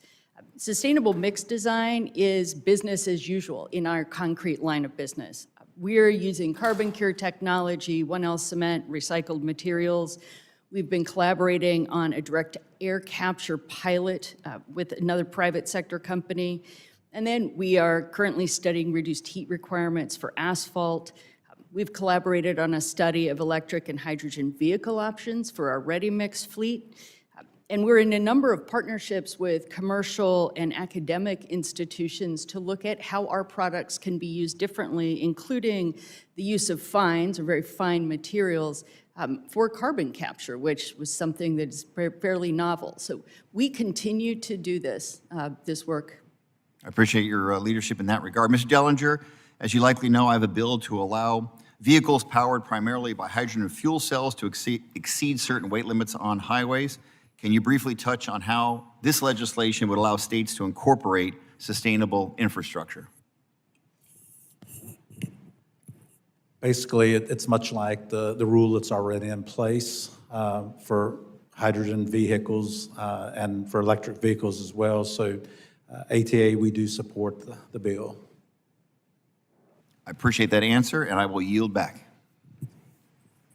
Mr. Bresnahan, you're recognized. Thank you, Mr. Chairman. A little bit about me. I was a heavy highway electrical contractor, signatory to 8 different collective bargaining agreements, and as well as a chairman of a joint apprenticeship training committee. And something that I've seen in the trucking industry, we had over 100 power units, but was the reclassification of marijuana specifically as states start to evolve ahead of federal statutes. So my question would be to Mr. Dellinger, as these different standards change, specifically relating to safety-sensitive positions, what challenges have some of your operators faced, and how have they been able to stay ahead in, as well as in compliance? I think there's a misconception out there that marijuana or cannabis being legal, that people can operate vehicles under the influence, and that is a problem. We do not have a test that tells us if you are under the influence or not. So we have to rely on the current urine test or the hair test, which tests back. And I guess the struggle we have in our industry is we can't compromise the system we have until there is a workable solution for a test to know whether you are actually under the influence at the time. I think in our company, if we had an accident at any degree and we had a post-random or post-test, accident test, and we tested positive, you know, we would struggle defending anything in that accident. And the retribution we would get for that from the public, from the media, would be astonishing. So our position is that right now, I mean, we have to accept the testing that we have. Is there anything specifically that Congress can do or advocate for to detect that immediate level of impairment with the half-lives of marijuana remaining inside of systems? I mean, I agree with your sentiments. There's not an immediate detection device to say, yes, this person is under the influence or not under the influence. But is there anything specifically Congress can work on that would add some clarity to the processes? Without that solution, I do not have the answer. My next question will be for Mr. Colvin. I want to ask you about apprenticeship programs, and you made mention in your testimony about intelligent transportation systems. That was, in my opinion, one of the most efficient, effective ways to increase travel commute times with congestion in various different highway systems. In my district, we have 22,000 workers in the construction industry, 34,000 in manufacturing, and nearly 30,000 in transportation, warehousing, and the utility systems. We often speak of 21st century workforce, but we're already a quarter way into the century. Technology keeps evolving each day. How can apprenticeship programs close the tech skills gap in worker training? And something that I've seen is that the ITS systems are a very finite industry. So attracting talent into those skill sets, it's really a hybrid technology, and oftentimes it's left under the guidance of the employer to enhance the baseline of skills. How do you feel, again, as members of Congress, we can start to train the next generation of worker? So I think one of the big problems that we've identified is that we simply aren't collecting good statistical data on what those jobs are going to look like, what the impact of new technologies is on the workforce. And as maybe 5 years ago, the Bureau of Labor Statistics put out a pretty comprehensive report on how they could improve that and the real failures of their current ways of measuring the impacts of technology could be improved to actually sort of quantify what the impacts of these are and help us sort of measure them and anticipate them. And you know, I think there's a lot of folks who think labor's, stands in the way of these technologies. I don't think that could be further from the truth. We want to just be very involved in the conversations about how they're implemented. But if we can't track that, if the industry can't track that, and we're just sort of responding on an ad hoc basis, we're constantly behind the game. And I think that does, it impacts jobs, it impacts our economy. So I would strongly advise looking at the foundational pieces of this. The data collection and evaluation is really important here. Thank you. I yield back. Mr. Moulton.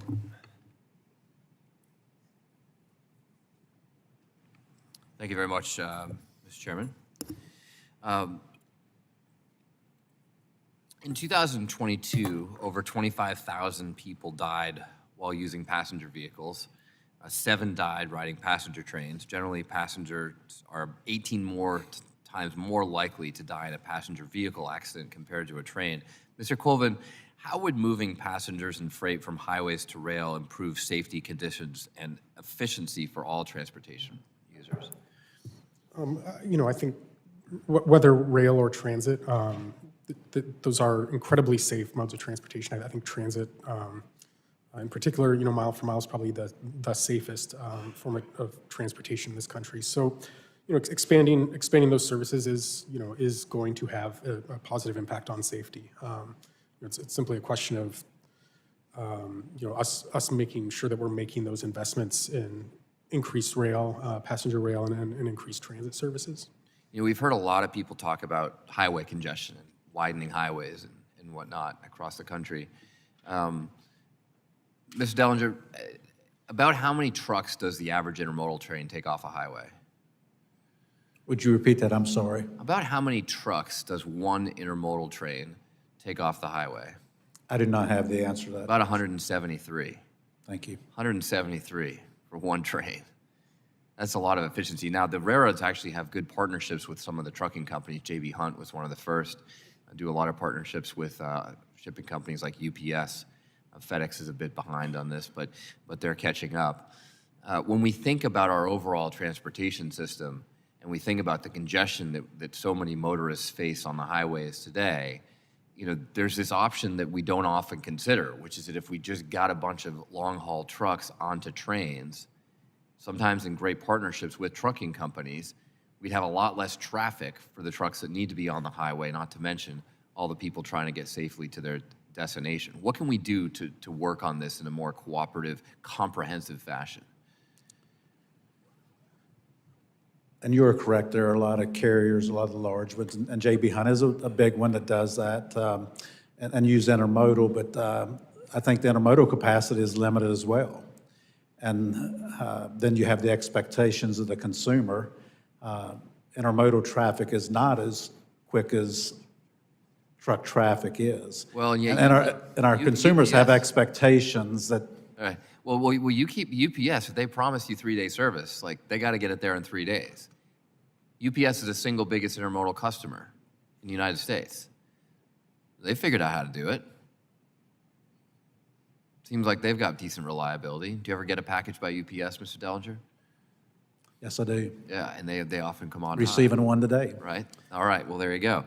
I don't know if that particular one is on a train or not, but in the course of this hearing over the last few hours, I know we've heard a lot from people about widening highways. How many of my colleagues have brought up expanding intermodal service as an alternative to getting traffic down or reducing congestion on our nation's interstates? I have not heard that today. Not heard it once, Mr. Chairman. Mr. Chairman's not paying attention, but not heard it once. That just shows that we're really not thinking comprehensively about transportation in this country. But I'm delighted to hear on this panel there are, people like yourself who actually want to talk about this, because every other country in the world thinks about transportation holistically. We don't just have an airline policy or a highway policy. We think about how to solve transportation problems.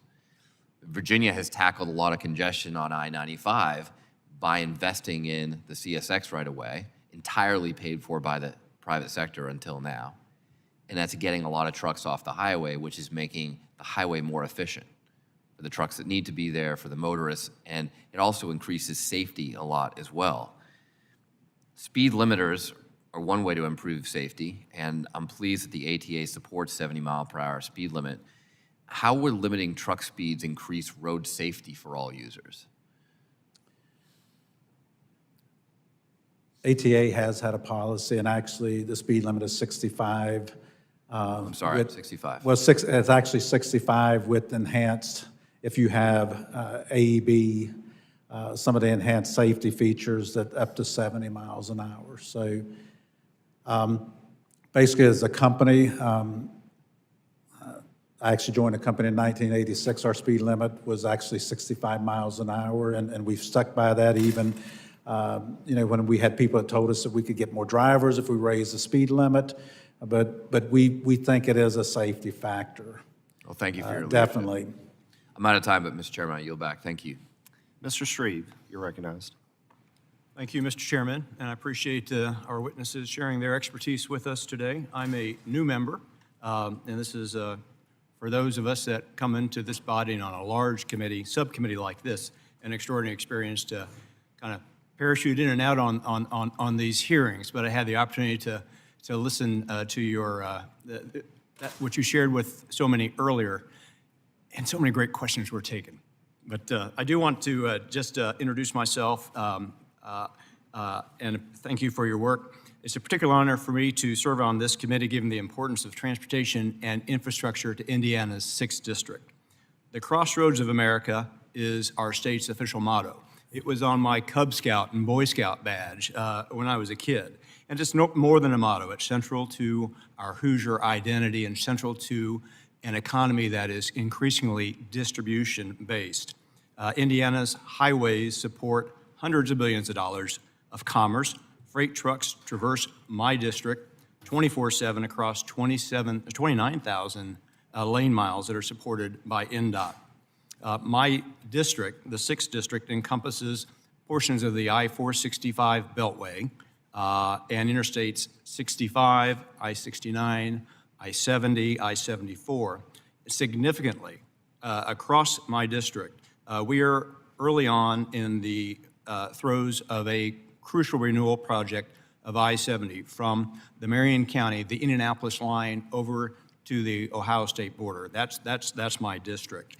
And we're going to, with that, add some desperately needed travel lanes. And as you cross from Ohio into my state, my district, I'm not proud of where we are today from the standpoint of our road condition. But with the work that we're setting upon in today and this bill, I know we can make some headway. Ms. Kavinoky, you may be best prepared to answer this question I have with regard to the design and engineering of a highway rebuild as we go into an era where the electrification in the fullness of time of at least some of the rolling stock, the heavy freight traffic is coming at us. Can you speak generally, very generally, as to the differential in the roadbed engineering for our interstate highways to support over the next few decades the electrified tractor trailer traffic that will traverse our highway system? That is to say, more generally, will we be looking at a significant do-over right now as we're preparing to design and spend to rebuild a significant slice of I-70 across the district that I now represent? Thank you for that question. Unfortunately, if I attempted to answer that, the engineers I worked with would get me fired because there's no way I can give you probably the best or right answer on that. I can tell you that moving to electrification, as we know as an aggregates company, requires a lot of different infrastructure. It requires the ability to recharge our vehicles, but I would love to get you a better answer from some qualified engineers who can answer that question. Well, we know, of course, that EVs are heavier. I don't know as a percentage in terms of gross axle weight relative to the amount of freight that an electrified tractor trailer may be able to carry, how much heavier as a percentage. But I can't help but wonder if the design standards for a new modern rebuilt interstate segment is going to require a significant do-over within the next 10 or 20 years. And if it does, I mean, we, as we work on this committee, need obviously to be very mindful of that. I appreciate your attempt to answer the question. It is a subject that I'd like to know more about. And so if you, through your association, could be helpful, I'd be grateful. Mr. Chairman, I yield back. Ms. Titus, you're recognized. Thank you, Mr. Chairman. I represent Las Vegas and parts of southern Nevada. We have a lot of people coming into the area from California, from all over the world. So we have to accommodate moving them there and moving them around once they get there. But as we expand our access, we are building things in extreme heat. This is something we put our workers out there on the highways, on bridges, on all kind of infrastructure projects in temperatures that often are 115, 120 degrees even this year. It was a record year. Last week I joined several of my colleagues, mostly from the Southwest, but some from the South too, sending a letter to OSHA asking them to finalize rules to protect workers from this occupational exposure to extreme heat. Mr. Colvin, could you talk to us and tell the members of this committee as we consider this reauthorization what we might build in to protect these transportation workers so they can do their job and also be safe? Yeah, I want to be sure that I give you a good answer to that. I know we have a couple of unions who are very involved in this. Laborers, I know in particular, have great expertise on this. So if I can get a more comprehensive answer and provide it to you or your staff, that would be helpful to me. I just don't want to misspeak on that. I know we need cooling stations. I know we need rest periods, access to water, those kinds of things. But yeah, if you've got some kind of policy already in place, that would be helpful as we move forward. Sure.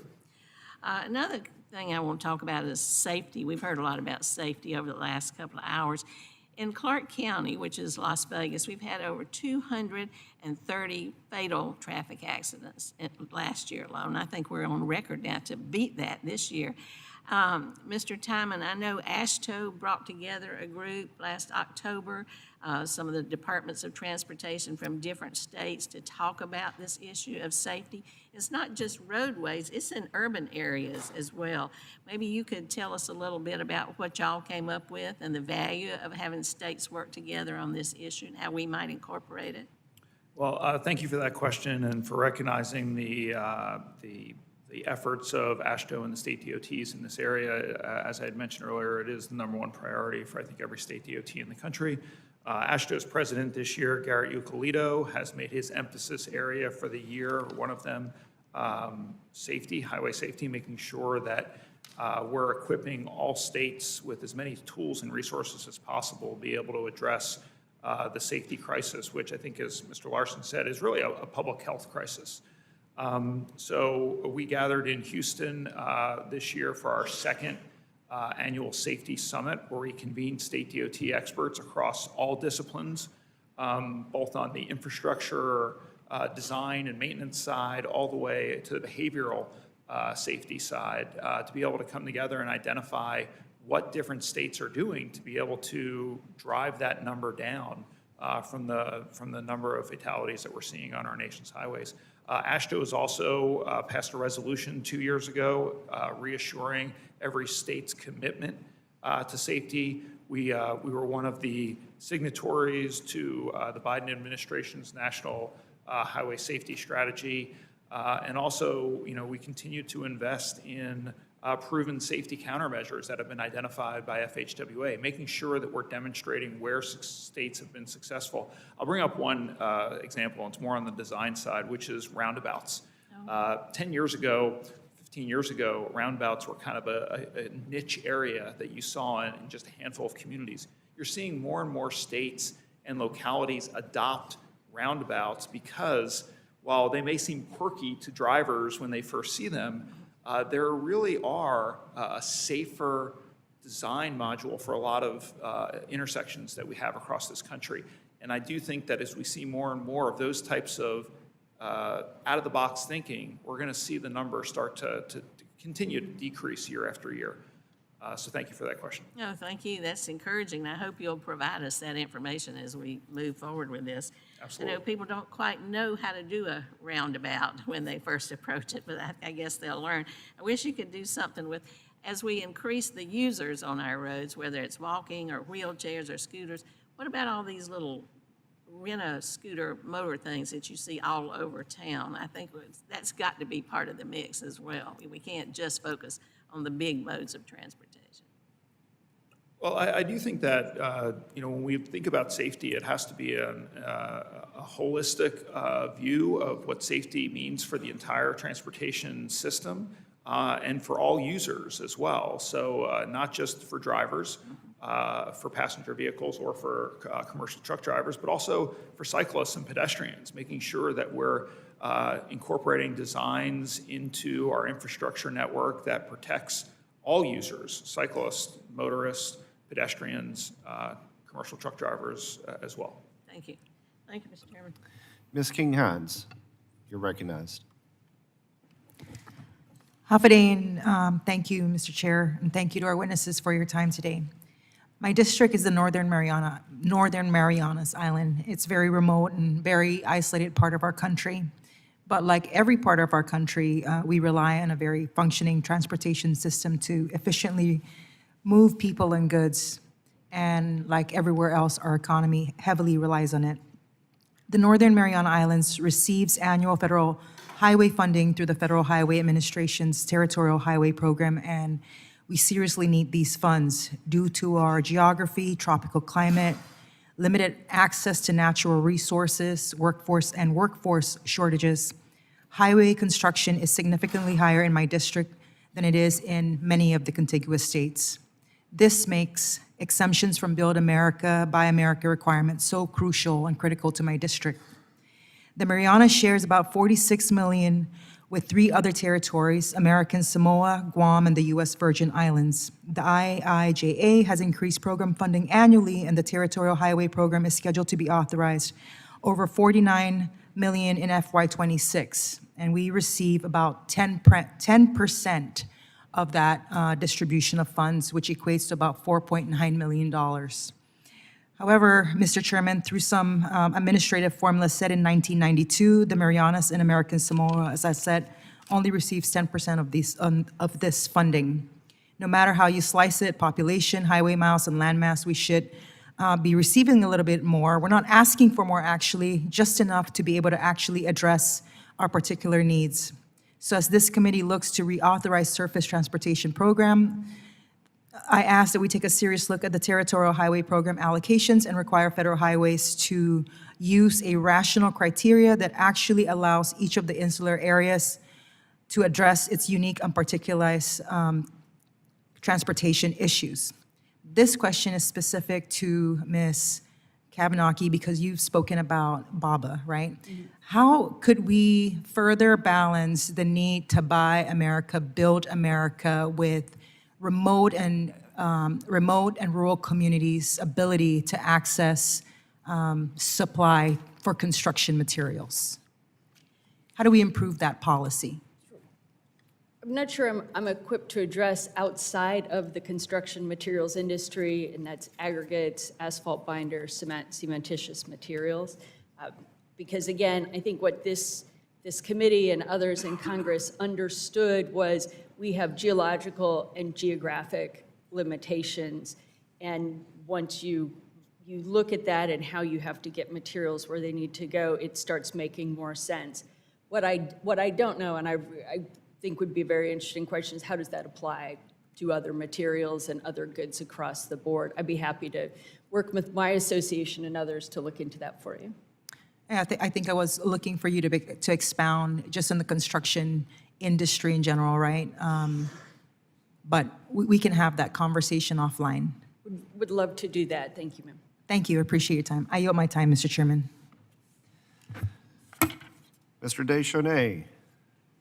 Thank you, Mr. Chairman. I want to thank the witnesses and the committee. It's an exciting moment.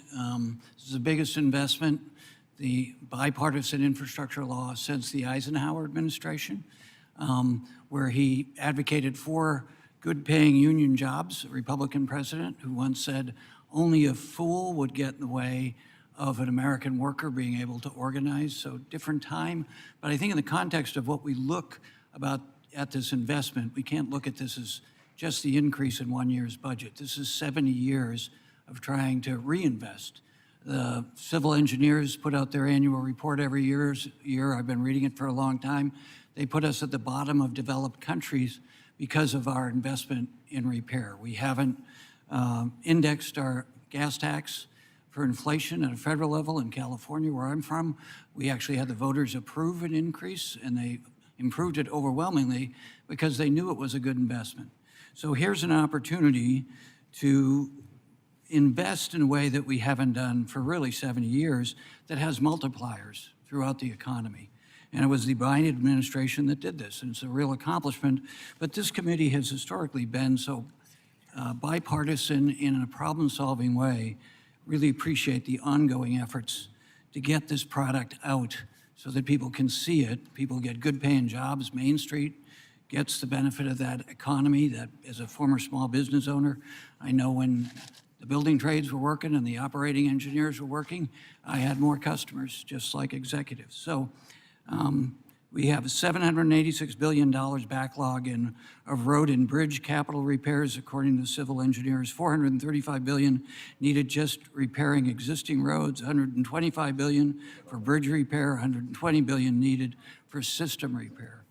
Now, in all this context, the area I represent in the San Francisco Bay Area, as the economy's grown, as Silicon Valley grew, we moved away from the coast, and as the American economy shifted to more of a Pacific Rim bi-coastal economy, the Port of Oakland, Mr. Dellinger, and I have a question for you and Mr. Colvin, in the 680 corridor, which is out the third tier of interstate highways in the Bay Area, in my district, we have a grant that's now being held up because we're trying to figure out what the consequences of the executive action have been on this grant. $166 million in the 680-580 corridor, where it's been headquarters to companies like Bank of America and Chevron over the years. It's also where Silicon Valley's employees live. In addition to that, because the Port of Oakland being the fourth busiest port in the country and one of the biggest exporters to China, so when we look at tariffs, we have to consider that as well. This investment that we're ready to start putting people to work for in the fourth, fifth largest economy in the world, what happens now? So Mr. Colvin, you know, this plan has been in our regional transportation plan since I was in local government. Every 2 years we review it. There's an urgency for it, just like the civil engineers say nationally, and now it's being held up. But what does that do to our workforce? Union and non-union, these are all good paying union jobs, but it goes to Main Street too. What does that do when we're in this uncertainty, where we're ready to start doing contracts and get our environmental review done? What's the consequences for American workers when we have these kind of cases? Yeah, I mean, I think in the same way that short-term extensions of the program are you know, really harmful to spending in large, small and large projects. I think, you know, the challenges extend, you know, to workforce and other arms. I think, you know, sort of the absurdity of this is that you know, if you hold the majorities in the Senate, House, and the presidency, and you don't like some element of an existing law, then you have the opportunity to change it. You know, the notion that I think was said earlier that the vast majority of programs will be unaffected, I think that's inexcusable. The law is the law, and again, there's a path forward here if you don't like it, which is change it. But these disruptions are arbitrary, and they just hurt this country, that's all. Mr. Dellinger, if you just comment, the fourth busiest port in the country, where your trucks like to go east, but we like to have them loaded going west so that we can export almonds and other products out, so we get that benefit. Can you speak to that briefly about the importance of getting these kind of projects done for your constituent groups? As I've mentioned today on several occasions, the roads and bridges are our workspace, and anything we can do to improve is appreciated. Thank you. Thank you, Mr. Chairman. I yield back. Mr. Collins, you're recognized. Thank you, Mr. Chairman. I kind of want to take a little bit of different tact in what I want to talk about. And Mr. Dellinger, I like you, I've got about 40 years of experience. My dad really believed in child labor, so I've got a little bit of experience in the trucking business as well. And I kind of want to hit on a couple things. I probably sound like a basketball the way I bounce around, but if you'll bear with me a little bit. I want to tell you, and I saw your and several of y'all's testimony, and I kind of want to package all this and where I want to go. Talking about whether it was truck parking or driver shortages or just inflationary things that you've seen in trucking. And I want to ask you where tort reform would fit into this equation. Because when I think of things like, even like truck parking, you know, 10, 15 years ago, we parked at the consignee or the shipper. That way we'd be there to get loaded or we'd be ready to get unloaded. And now you can't do things like that because of the liability that is sitting out there. And with all the nuclear verdicts that you see going on, and I would just like to get your input on what you see as a specific, if you see a need for tort reform out there on the federal level. I know that we're running a lot of cases now. We're trying to move them to the federal bench in transportation with interstate commerce. Let me go back to the parking. I think, you know, you're correct. You know, for many years, you were able to park at the consignee or the shipper. And what's happened, I guess in planning, a lot of times they don't plan for enough of the traffic that's coming in for their daily input or output. And so a lot of times that isn't possible. And then, as you mentioned, because of the liabilities. And you talked about inflation, and before I touch on tort reform, we've seen our insurance, our total insurance package, I'm not going to say strictly liability, increase since 2020, 42% over the last 5 years. And it is big for us. And a lot of it is because of, I'm going to say, nuclear verdicts or things that take place out in the industry and buying insurance. And the association has worked through the state federations, state by state, to change some of the laws. And I'm just going to mention one very quickly, and that's the seatbelt gag rule. You know, you can have an accident and be severe injuries, but the injuries maybe are caused by the person being ejected from the vehicle because they didn't have their seatbelt. But that's not admissible in court in the state of North Carolina. Or anywhere. There's a few states that it has been changed, but for the most part. But touching on the tort reform, I guess there's three things from a federal level. And that's making it a crime to stage accidents, putting an end to third-party financing. And if you don't know what third-party financing, I would challenge you to go to YouTube and look at a few years back, 60 Minutes did a episode on third-party financing. But what they do is they tell you it's a lot better investment than in the stock market, the returns. But the final being to move claims to the federal court. When I say claims, accidents, and maybe it's a certain dollar, whether it's a $750 million claim or $750,000 claim, which is the minimum insurance, or if it's $1 million. I know this would maybe tax the federal courts, but we need some type of protection in our industry from these runaway claims. Yeah, no, and I agree, and I appreciate your response. And I want to tie that over to Mr. Chairman, to Mr. Tymon, and I know you were talking about increases of 20 to 30% for every year that you don't get a project started or finished. And I know for a fact, road building contractors out there, they pad their bids by 30% just for the permitting lawsuits from the environmentalists that are going to come with any project. It doesn't matter what it is. And I would venture to say that that's probably a lot of the reason that you see a lot of times these projects are being delayed. Well, I do think that there are projects in every state that are delayed by lawsuits associated with the NEPA process or other federal resource laws.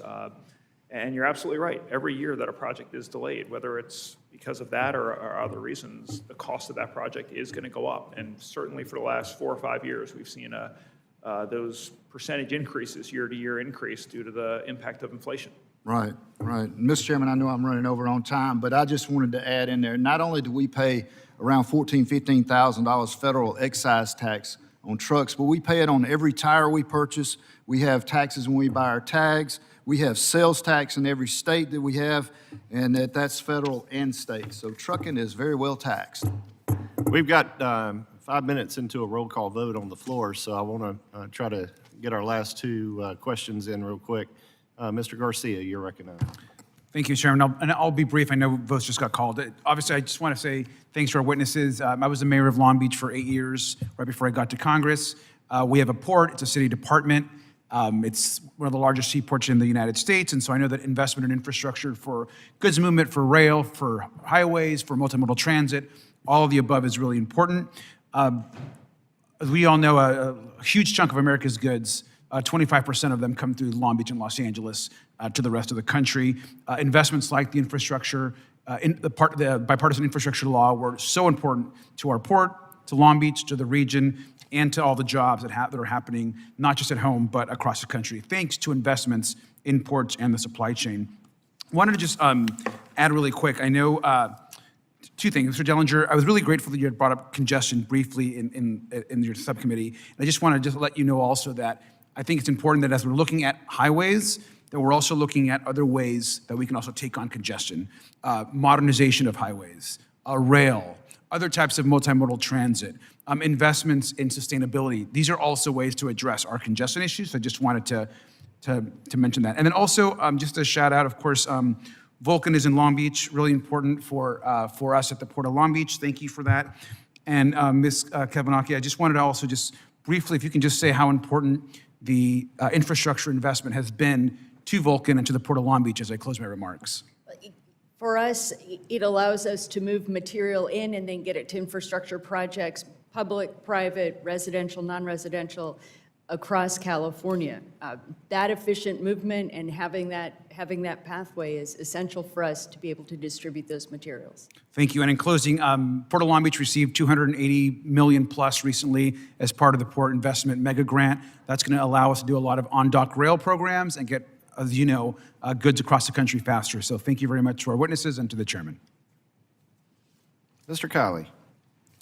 Good afternoon, Mr. Dellinger. As you know all too well, California has imposed a number of nonsensical policies and regulations on trucking that have wreaked havoc on the industry and on commerce.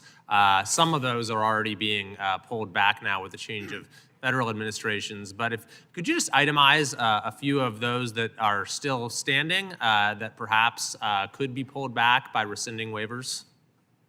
I think it's important that the administration looks at the greenhouse gas 3, reopen that and look at those items. And I mentioned earlier today that basically CARB has been mandating things, and there's been a patchwork of other states that have been involved as well with CARB. But we operate in all 48 states, and basically we need the federal government to step forward and take control of our destiny. Thank you. And you've also testified about how a lot of truckers are independent owner-operators who provide a vital part of our workforce and are a great example of the American dream, but how that model has come under siege both in California and nationally. Could you just talk through some of the ways that we might be able to push back on what's happening in order to preserve the independent contractor model? Well, it's a very important model for our industry. It's been around for 90 years, and it allows people to own their own equipment. Basically what they do is they lease to companies, and basically that model is being challenged, that they're an employee and not a owner-operator, so to speak. So basically we need protection from a federal standpoint. We don't need, again, a patchwork of states that are telling us what needs to take place from that standpoint. And if you look at a lot of the companies that exist today, that's how they started. One truck begat 2, begat 10, so. Thank you very much. We'll be working on both things, reining in CARB as well as protecting independent contractors. And then finally, Mr. Tymon, I think the original witness from your association was from Georgia, and I was going to ask him about Waymo's expansion into Atlanta. But perhaps you could address the question sort of more generally in terms of how the likelihood that that autonomous vehicles will become more prevalent has affected your planning and the issues that we've discussed today. You are right. Commissioner McMurray, who regrets that he is not able to be here because of the winter storm that the southern part of the United States is experiencing. I would say is that the state DOTs across the country are preparing for the growth of autonomous vehicles and connected vehicles within the transportation system as a whole. We're seeing more and more of that in certain urban areas with Waymo expanding operations in certain areas and other companies as well. But I would say just as importantly is just the inclusion of technology as a whole in what we do from a transportation network. It's not just autonomous vehicles or connected vehicles, but how we're incorporating technology into how we operate our nation's transportation system. Because rather than first looking at expanding capacity within our nation's highway infrastructure, state DOTs are looking at how to better operate the existing system using technology, and we're seeing more and more technology being incorporated into what state DOTs and localities are doing with their transportation network because it's a good use of the money and is certainly is cheaper than, say, adding additional lanes. That might be a solution in certain areas, but we're certainly also looking at how we can better leverage technology to better utilize the existing capacity within our highway network. Thanks. I think that's a very important point. I yield back. Gentleman yields back. Seeing no other questions from any other member of the committee, this concludes our hearing for today. I want to thank each of our witnesses for your great testimony and for your answers to the many questions that have been presented. I think this is very, very helpful to have for the record as we embark on reauthorizing surface transportation. So thank you again. With that, the subcommittee stands in adjournment.